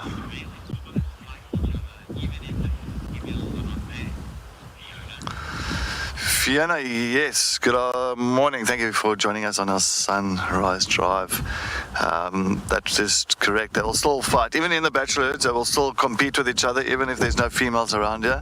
The whole idea is for just to make sure that who's ever dominant in the bachelor herd, and he can actually more challenge the male that's actually got the breeding herd, and he will go and challenge to see if he can overrun or overpower the male that's controlling a breeding herd. Well, there might be a breeding herd further into the thickets. I'm not too sure. I did see a couple of impalas moving further away from the dam, a little bit more in the westerly direction.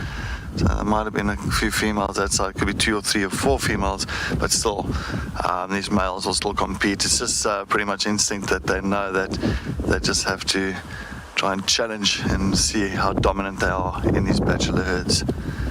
So yeah, thank you very much for that question, Fiona. Thank you very, very much. I know that I also just saw warthogs, but I think they disappeared. I think they also just bolted out of here. A lot of wind, so you'll find a lot of animals do become a little bit nervous when it's very windy days. Because a lot of smells, things that's just going all over the show. So if there has been lions or leopards around in the area, because that scent, we've blown past them and they'll become a little bit edgy about it. We're also facing one direction as well. Almost like they're facing into the direction of the wind, where the wind is coming. Of course, sitting at treehouse, so I just want to see if we can see our little lapwing chicks around here. I don't see too much movement. They might, because of the wind and all that, maybe even those lapwing chicks might even be nestling somewhere.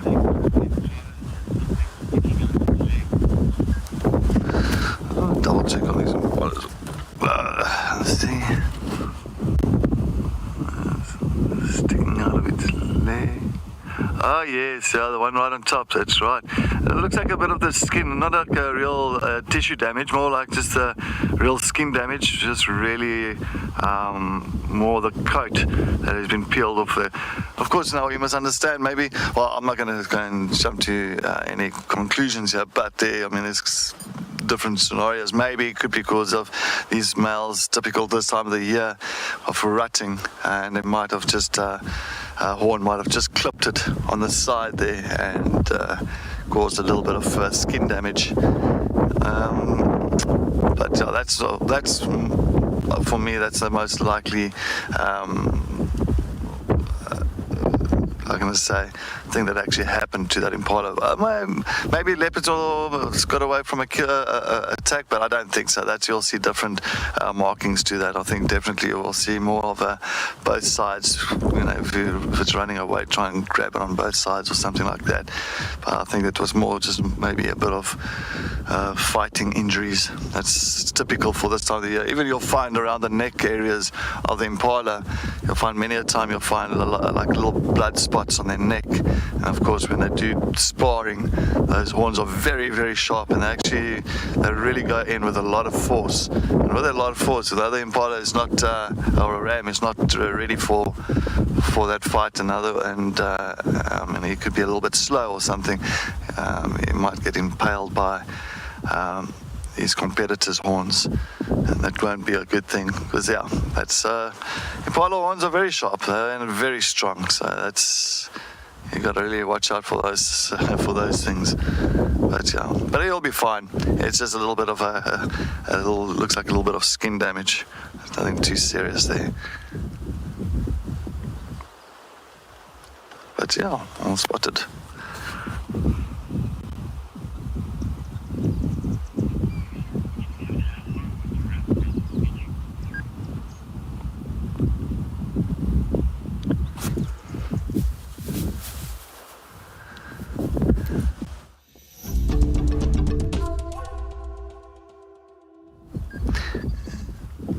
We've still got a little bit of little lapwing and blacksmith lapwing. This moseying around this area, of course, with maybe the chicks might be around here somewhere. Well, I don't really see them at the moment. Oh, there is one, is it? Yeah, there is one. Hello. So, yeah, they've got two. I saw two yesterday, and they're really getting big. It's nice to see every day. You see these little chicks growing day by day.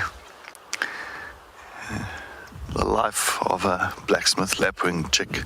Yeah, I definitely can write a book about these chicks. Well, they withstand quite a few things, really. I mean, Marips and Zemba was here the other day, and well, they had their confrontation at the dam with these little chicks around as well. I mean, I'm sure the hyenas have been back and forth at this dam because the den is not too far from here. So I'm sure these chicks they've really had a huge learning curve at this dam with a lot of predators coming through here. And there's also that brown snake eagle that hangs around here quite often as well. So that's also another thing. Look, maybe it's not really a big threat to them, but I'm sure a brown snake eagle will take that opportunity if it has to be there. You never know. Make my way to the Djuma Meaty car.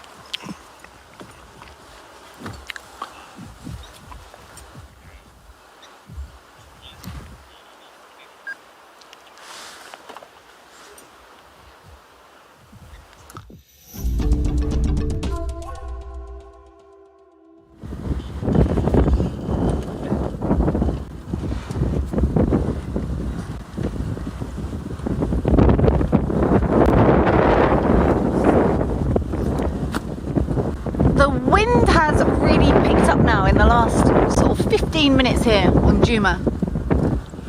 Often could be an indicator of some rain coming, but there's no clouds, so I don't think it's coming just yet.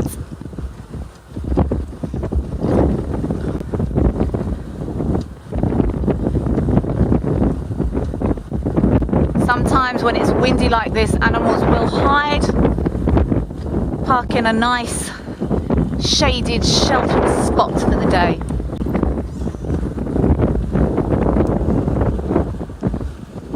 It does make animals much more nervous, this wind. They can't hear properly, they can't see properly where the movement in the trees, the smell will be swirling.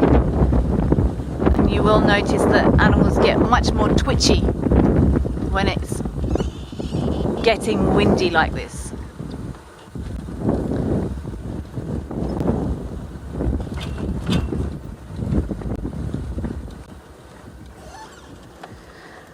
I am still keeping an eye on any sign of leopard tracks. I couldn't follow them on that access road. There was just too much buffalo activity.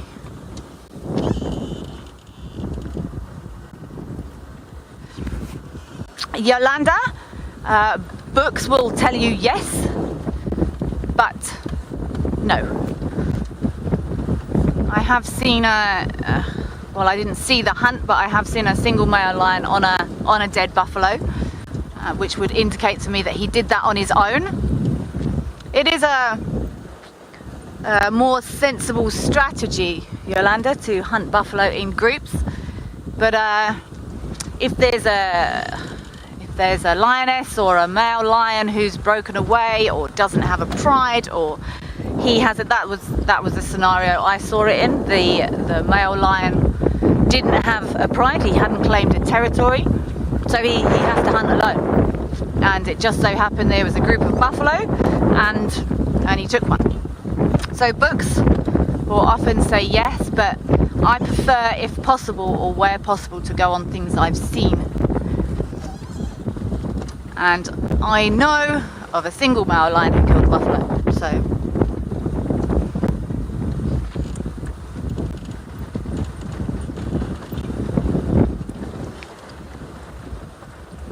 Oops, sorry, I'm poor.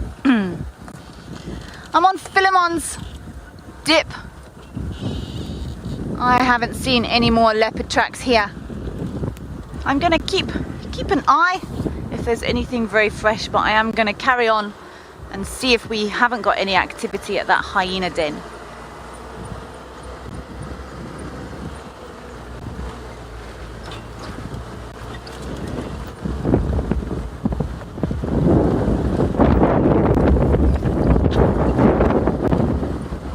Oh, this breeze is actually lovely.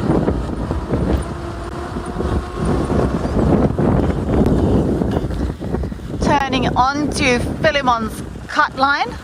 I love these big wide roads where you've got good visibility. You never quite know what you're going to find when you turn. You can see all the way up this cut line. And I'm going to be going on to Taxon's Road.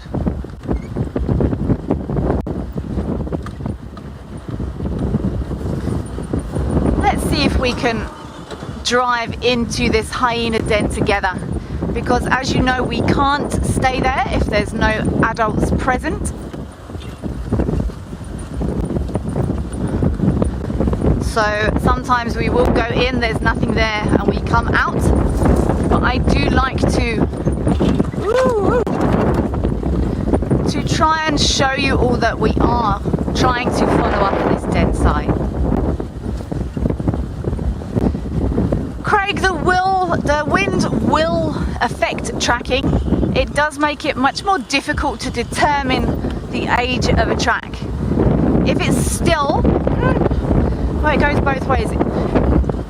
If it's fine sand and it's windy, that track will appear older than it actually is. The wind will have been whipping the sand away, so those clearly defined edges of that track won't be as easy to see, so it might make it look less fresh than it actually is. Okay, I'm turning onto that 2-track where this den site is. Let's see if we can go in here together. Everyone cross your fingers.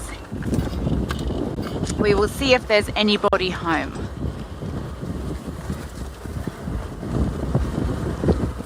It's very much the right thing to do. If there's no adults here, then we don't stay. We will literally turn and we will come straight back out again. We don't want to put any pressure on this.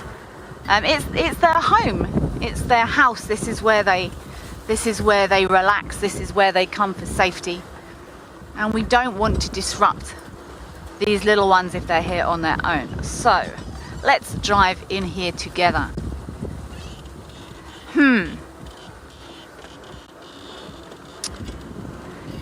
There is nobody home. I'm just going to ask to frame on that. I'm not even going to switch the vehicle off. I can't see any animals sleeping here. There is our entrance to our den site. Oh, that light's difficult. Sorry, man. And we've got no one here.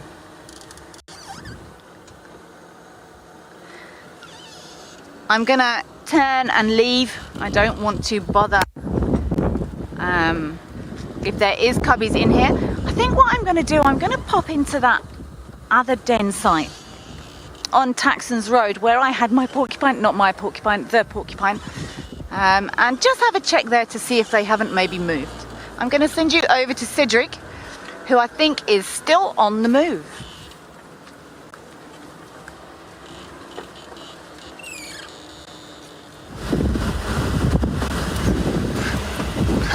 Hopefully that porcupine is still there. It'll be fantastic.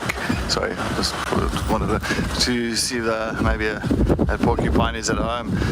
As I left Trials Dam, I did pick up on big male leopard tracks heading into the inflow of the dam itself. So most probably for Molawati.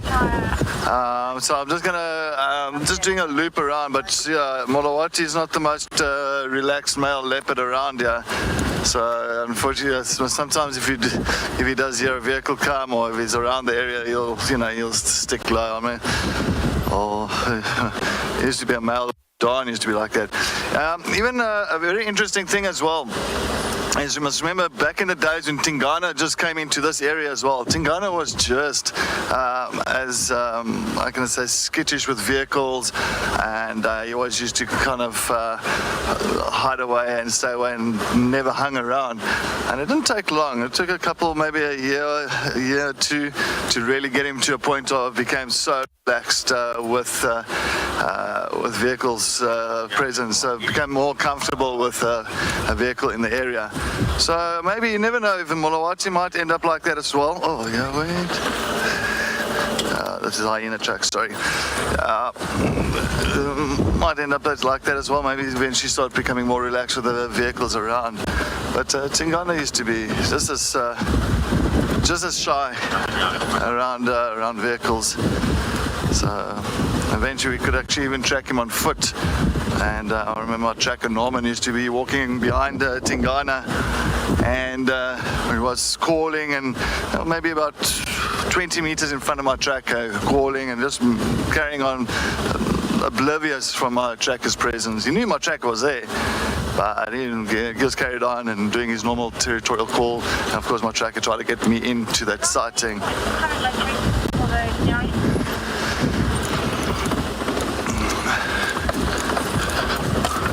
He did head into this block, so I'm just going to do a little bit of a loop, maybe head down towards Treehouse Dam again on the eastern side. So I'm doing the western side now, and then I'll do it on the eastern side.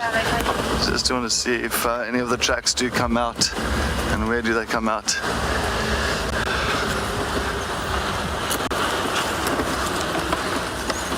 Oh, watch your head there, Egard.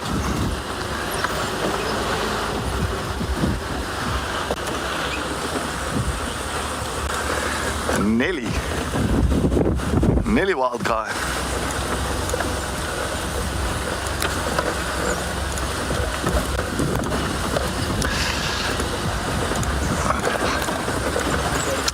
Billy Wild Guy, yes, thanks for joining us. Thanks for the question. Will leopards hunt vultures? Put it this way, leopard is opportunistic.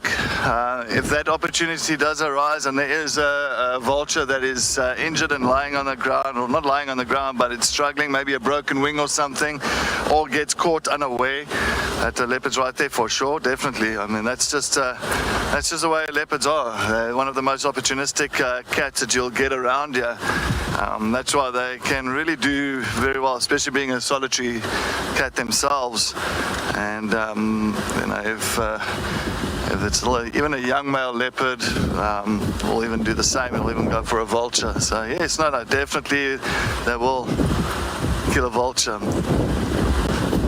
I mean, Safari used to eat insects and little lizards when she started ending off, in her, how can I say, body physique was deteriorating due to age and her teeth and all that. So, I mean, you would never think that a leopard will do that. And, well, she had to do it. She had to adapt and improvise. So then take that opportunity if it was there just to feed. So, yeah.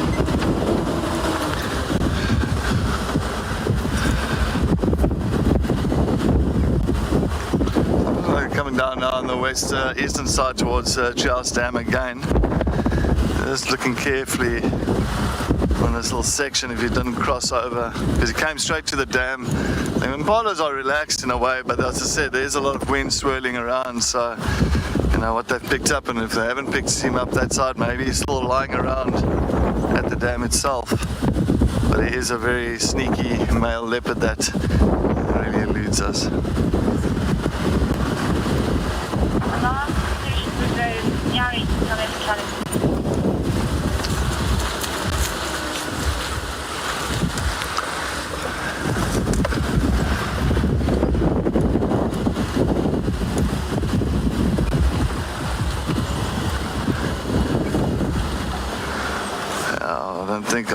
I'm not going to spend too much time looking for him because I don't feel I won't feel lucky with him.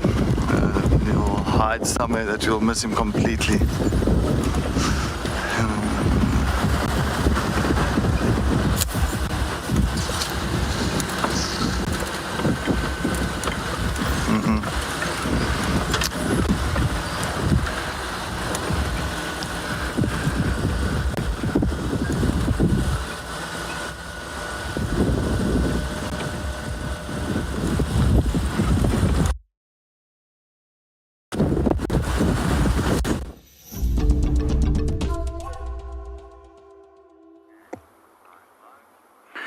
Welcome back to Eco Training Pridelands. We quickly repositioned to one of the other dams as it became very quiet on that side.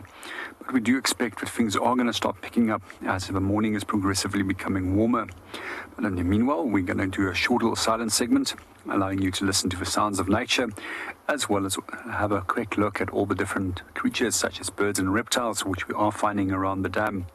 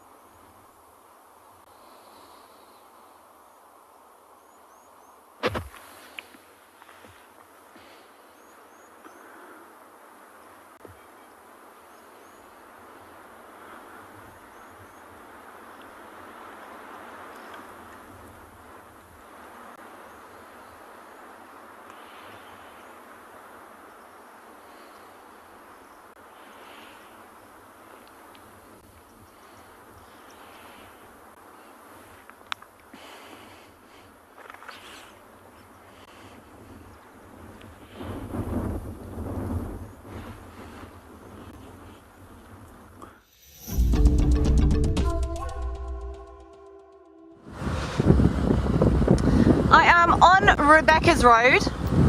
I'm sorry there was no one home at our Djuma hyena den. I also checked the other site on Taxon's Road and there's no sign of activity there. So mysterious. I'm gonna go around, I want to check Zoe's, maybe Balanites area to see if these buffalo have made their way down, and if I have time I want to do one more loop around Triple M and the gate and have one more look for any lion tracks crossing in. If not, I will definitely be following up in that area this afternoon.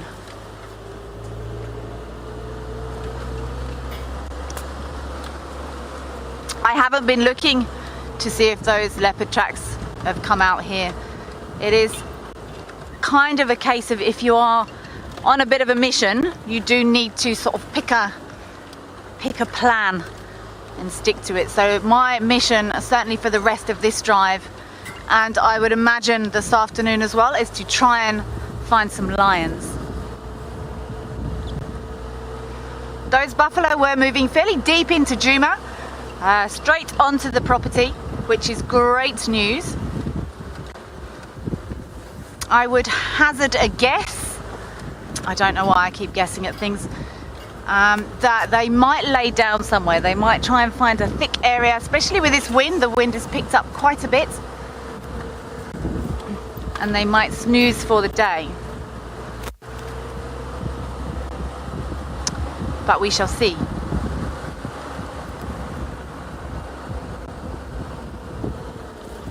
Lots more signs of elephants as well. There was lots of evidence of elephant activity, a herd very close to the axis of Djuma camp.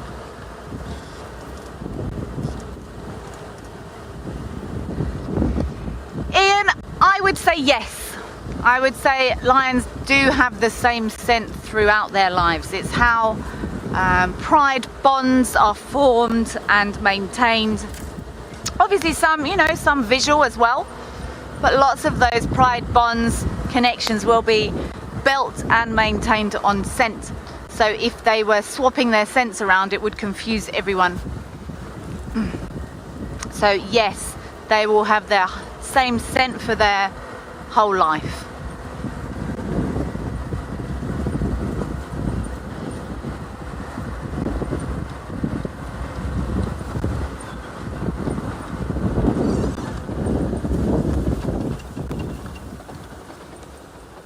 See, there's more elephant tracks here. It does fascinate me how nature turns and evolves with the seasons. These animals have been doing this for millennia. These movements, these digressions, changes in area.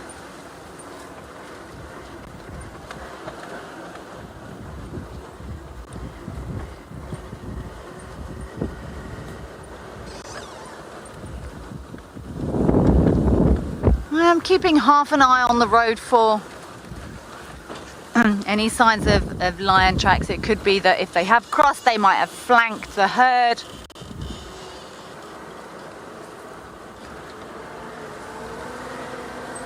Maya, we don't have anything that flowers full time, but we do often have some sort of flower at any one time of the year. I'm still trying to work out what the purple ones and the white ones are that I saw the other day. We've got some wild hibiscus flowering at the moment. Hello, boys. Let's have a look at you boys there. You're very handsome. Maya, we do have often some colour or plants or flowers throughout different times of the year, but not one flower that flowers permanently, because obviously those flowers are about pollination and cross-pollination and the reproductive system of plants, and they will flower to assist with plant reproduction. So we don't have anything that is in flower all year, but we do have flowers that are dotted around throughout the course of the year. This looks like a motley crew of impala boys. If it was Saturday, I don't know what day is it? If it was Saturday, I'd say they're probably on their way out for the day, on a boys' day out. They don't really have any responsibilities yet, I wouldn't have thought. Most of the big males that have claimed these herds as theirs are now pretty much in situ. So I would imagine these males do not have a position of such power at the moment. But there might be a breeding herd not far from here, and they might start watching to see if or when that dominant male is going to run out of energy. I'm on Impala Plains at the moment. I have a feeling these buffalo might be in the block between Impala Road and Zoe's Road, but who knows? But I'm definitely keeping an eye out for any signs of lions. See how these impalas, they're not feeding, they're not relaxed. It's because of this wind.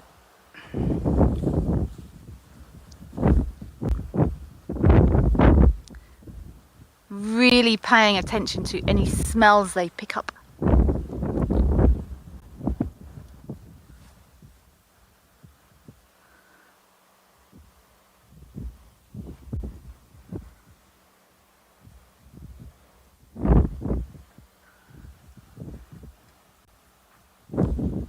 And you will see it, they almost take it in turns to look in different directions. I mean, they're looking at us now.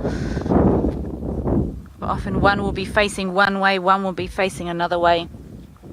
The more eyes and ears to keep lookout, the better.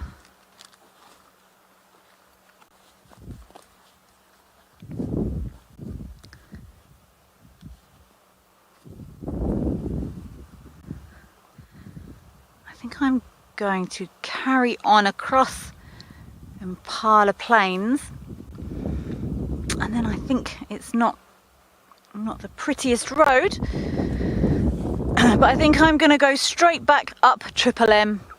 It's the best way to look for lion tracks, in my opinion. So I'm going to carry on, and I'm going to send you over to Cedric, and I think he's found another waterhole.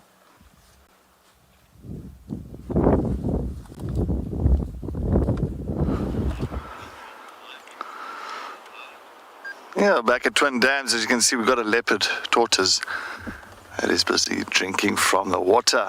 Absolutely, I love it. You hardly ever see really the tortoises drinking from these dams.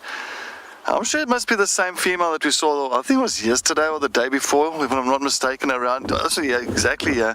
But just, of course, up from the bank itself, moving into the thickets.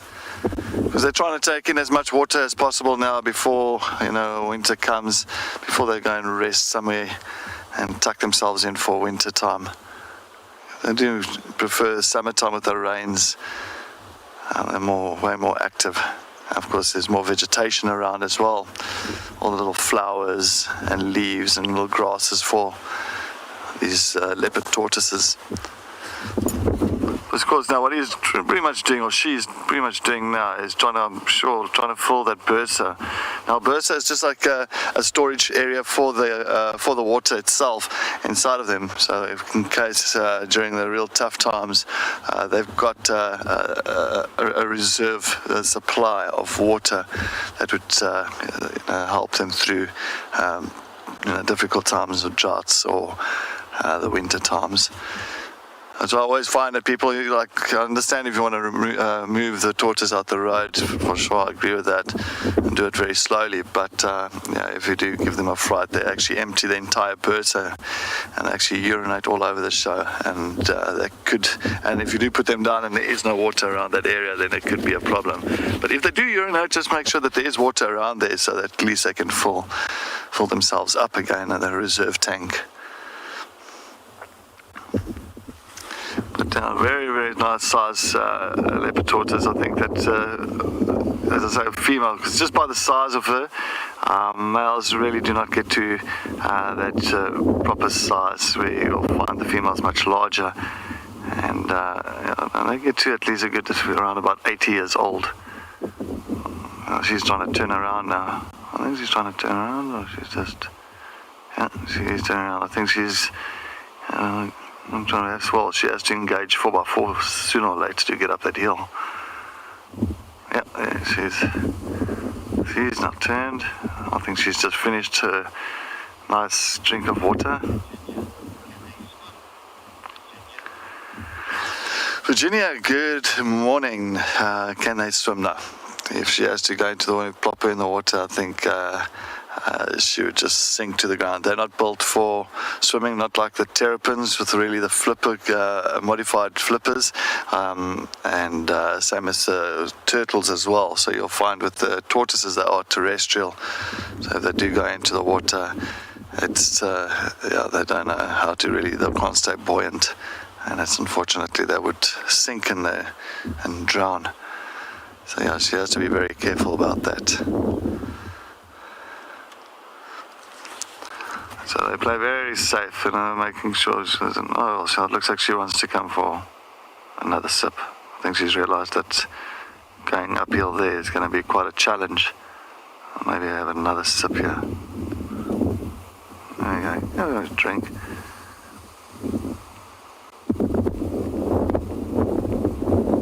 Yep. They're very well protected, so of course you'll find that tortoises, they can really tuck into their shells. Right, that's exactly. Well, that's exactly what I said. Leopard tortoise. I think maybe I was tracking this leopard tortoise the whole morning. Maybe it wasn't the leopard. Maybe it was just the leopard tortoise. No, I'm sure. No, it was a normal leopard, but yeah, at least we got some kind of leopard this morning. Oh, pretty. Absolutely. Especially with the younger leopard tortoise, they got that real coloration on their shells that really resembles the coat of a leopard itself. So, of course, hence the name leopard tortoise. Oh, it's actually going in the water, maybe cooling down a bit. Okay. Huh. Very interesting, very nice to see a leopard tortoise taking a little bit of a swim, a little bit of a enjoyment here, just to kind of, I think, maybe cool down. So she has to know that's going to be still another hot day. I think just preparing for whatever has to happen today. That is, that's fantastic. There you go. Oh, things like that. That's enough. Let's get out of here. Also, the ridges on the back as well is quite prominent. So many times you'll find the older they get, the more prominent those ridges right on top of their shell becomes. And you can see that female's got... I wonder what she's doing with the back legs. She's kicking out her back legs a bit there.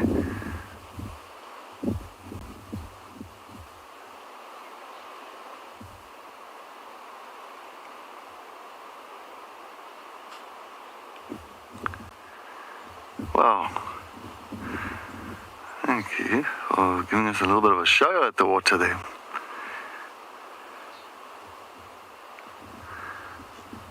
But if she's going to go back to the same spot where we saw coming from yesterday, it's quite a walk. It's a long walk. It's a long walk. And you can see exactly where she is now. We're going to go right past the tree that's closest to us now. We're going to go past here on the other bank, and then she's going to head all the way down towards a guarri. There's a guarri bush that looks like she's utilizing. I think, yeah, just there to the right of the picture, those guarri bushes there. I think that's where I saw it was going in the other day. So I wonder if she's going to head back to that same spot. This feels a little nice and cool there.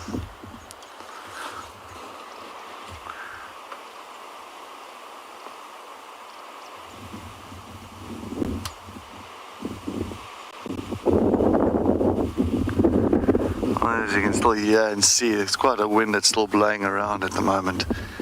There's quite a I can say, quite a heavy breeze that we're experiencing. But it's nice and refreshing for the morning at least.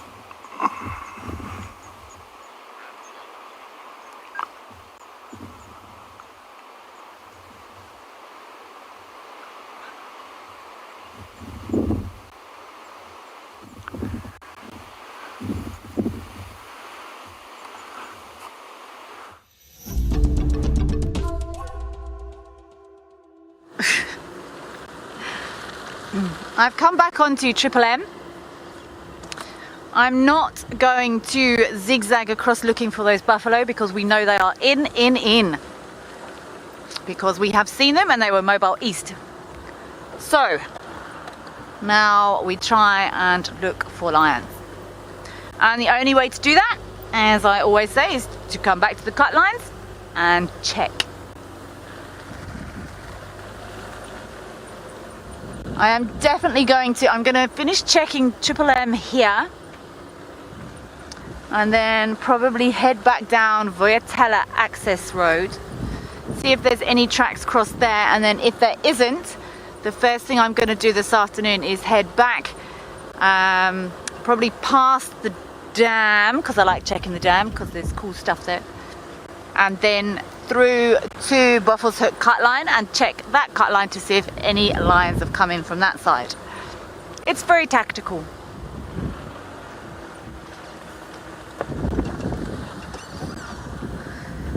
I think this is hyena. I would expect, I shouldn't expect things. I would anticipate probably seeing maybe more likely to be a pride come in. I'm not sure where any of the lions are at the moment, either the Nkuhumas or the Talamatis or anyone else. So I'm not sure where they might be coming in from, which doesn't make the job easier.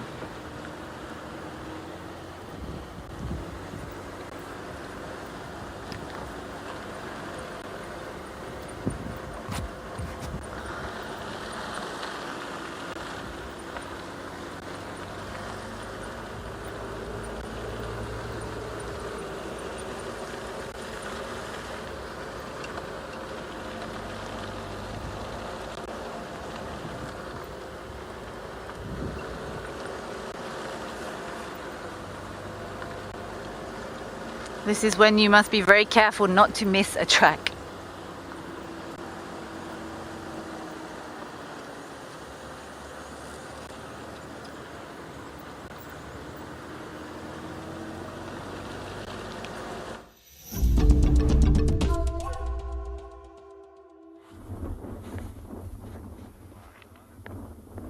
Welcome back to Eco Training Pridelands. At the moment we're back at Impala Plains and right on the top, and we're steering down towards the drainage line. So when it does come to finding animals, we need to understand that different animals will have different niches which they occupy. And that niche might be anything from forest, savanna, grasslands, and some species will be occurring in a number of different niches. So when it does come to the habitat, that is often a very good starting point if you are looking for a specific species. We also want to ask ourselves if that species is active at night or active at day. We also want to ask ourselves if that species is active only in the first part of daylight, and directly again when it comes to the last part of a little bit of light that is left. And those species we refer to as crepuscular species. We also like to often ask ourselves, what is the water requirement for that specific species? Are they dependent on water or are they independent on water? All of these little things will help you to actually locate on a specific species. But when it does come to this time of the year, and if you are looking for general game species in the early part of the morning, the best places to come is areas such as this, where you've got an east-facing slope. Because in the cool winter months, animals start off on the east-facing slopes and then progressively move down towards the plains or towards the drainage lines as it starts warming up. The opposite is also true for summer. There, the animals will start in the plains areas and then progressively move to the higher slopes in the later part of the afternoon where there's cooler temperatures. If I do scan through my binoculars at the moment, I'm looking at a number of different groups of impalas that's all now moved into the shade and the drainage line. And what I'm also looking for is their general behavior. And at the moment they're totally relaxed, which means that it's very unlikely that the lioness is very close to them, or it simply hasn't seen them yet. I'm just going to stick around here for a little bit longer and see if there's any other secondary disturbances that might indicate the presence of the lioness that we were following a little bit earlier this morning. Some of the other things that I'm also looking for is a movement of birds, such as both tawny eagles as well as batelia. These are birds that fly fairly low, and if she has made a kill, they'll generally spot that from underneath the vegetation, or at an angle where they can spot her underneath the vegetation, as most lionesses will drag the prey into the shade where they can feed, and at the same time that it's unlikely that birds of prey such as vultures will be able to see it from directly above. In return, species such as batelia as well as tawny eagle also often indicate the presence of a carcass to a host of other birds of prey as well as animals. And it's all of these little behaviors combined with habitat water requirements, which you can use to actually locate on a specific species. The longer you guide, the more you build up on these different skills.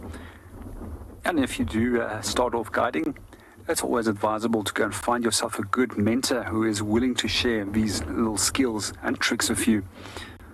And if you do decide that you would like to come and join us in an eco-training course, you will be learning all of these skills from a host of different top-class mentors that's been for many years in the industry.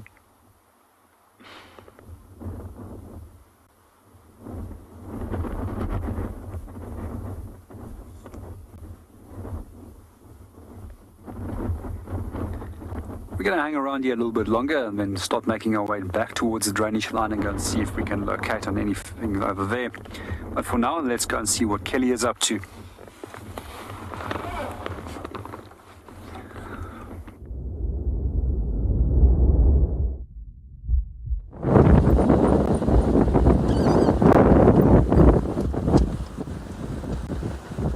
I have done another check up Triple M.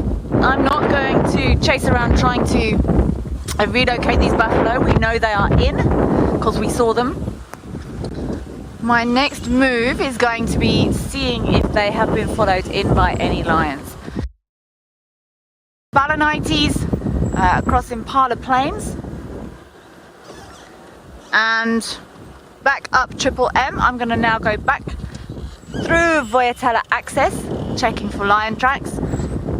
And then my first port of call this afternoon will be go back to Buffalo's Hook Cutline because they did come in from Sydney's Dam. And then I will check the other side and see if any lions have come in from the other side. It really is like a detective game. And sometimes we solve the mystery and sometimes we do not. And this is what keeps me coming back.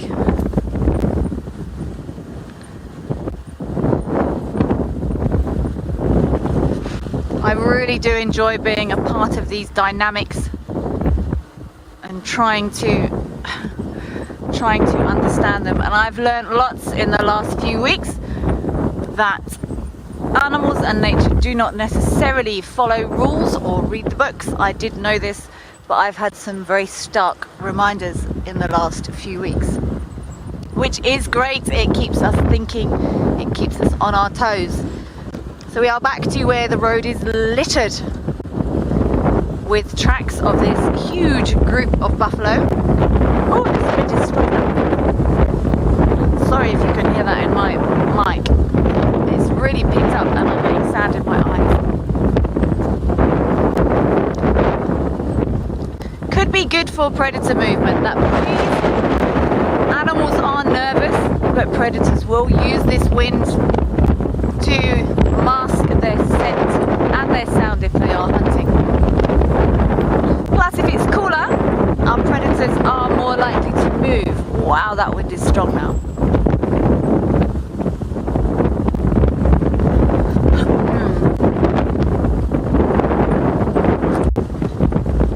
It looks like these buffalo were here, probably on this access road overnight.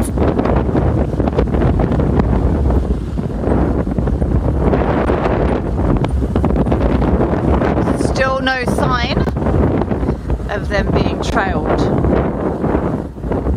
I'm going to carry on checking for these lion tracks to see if there has been any crossing the access road.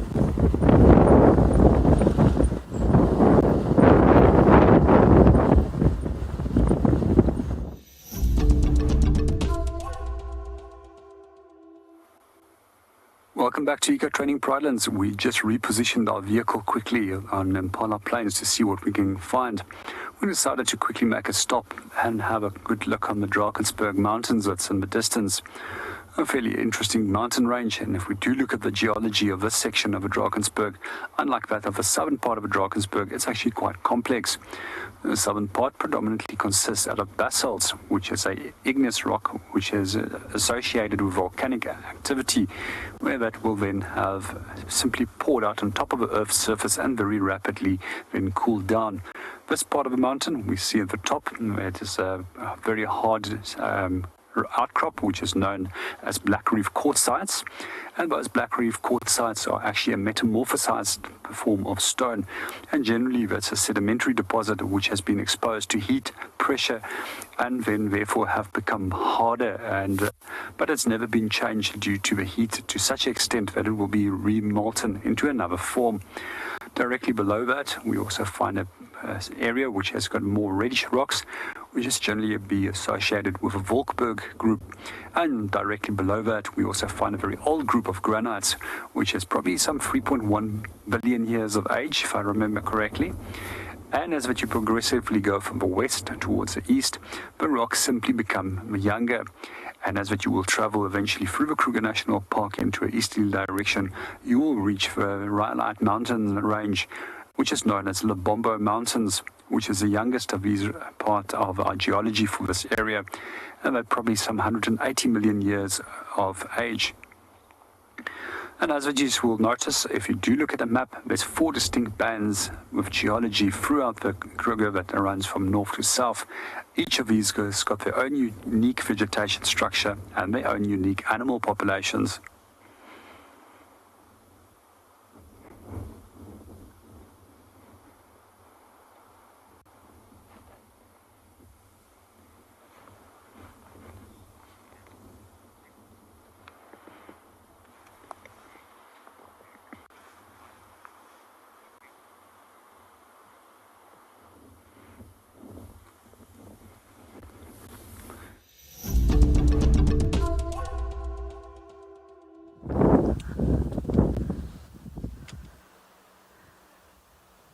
I've just stopped here on Sandy Patch.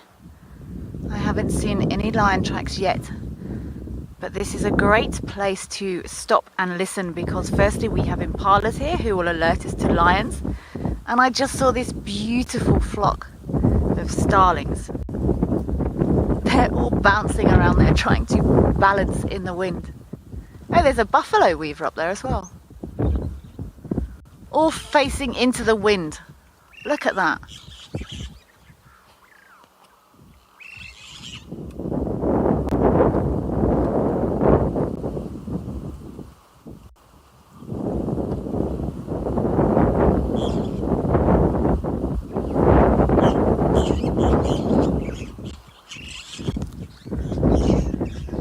So there's actually a mixture of birches and I think they're Cape Glassy or could be greater bluehead, I can't quite see. So different species here in this in this tree. And I'm not entirely sure why they're here. I can see they're all facing into the wind, and they're almost leapfrogging each other, trying to stay on those branches. It's not often we see this many together.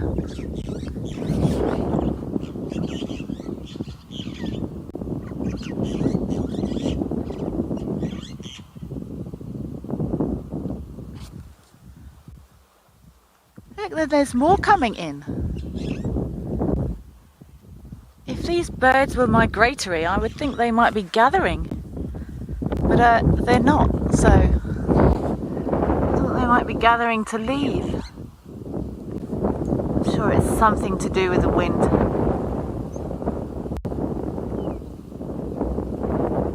And there is a lonely red-billed buffalo weaver there as well.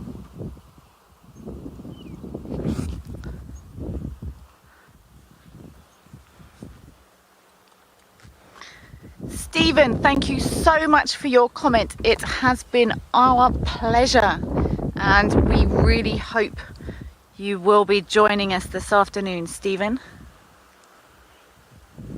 Let's see if this wind drops.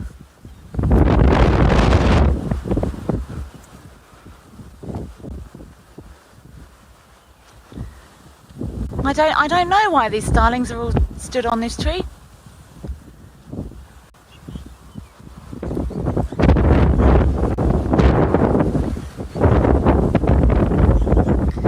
Thank you all so much for joining us this morning. It really is always a pleasure and fabulous to hear all of your questions. Please get them ready for this afternoon. We really hope you can join us all this afternoon. We look forward to seeing what the bush brings. I know I'm going to be going straight to Sydney's to see if we can't find any lion tracks coming in. We will see if this wind drops. We will see if the lions appear. Who knows what this afternoon will bring, but we hope you can all join us and we can find out together.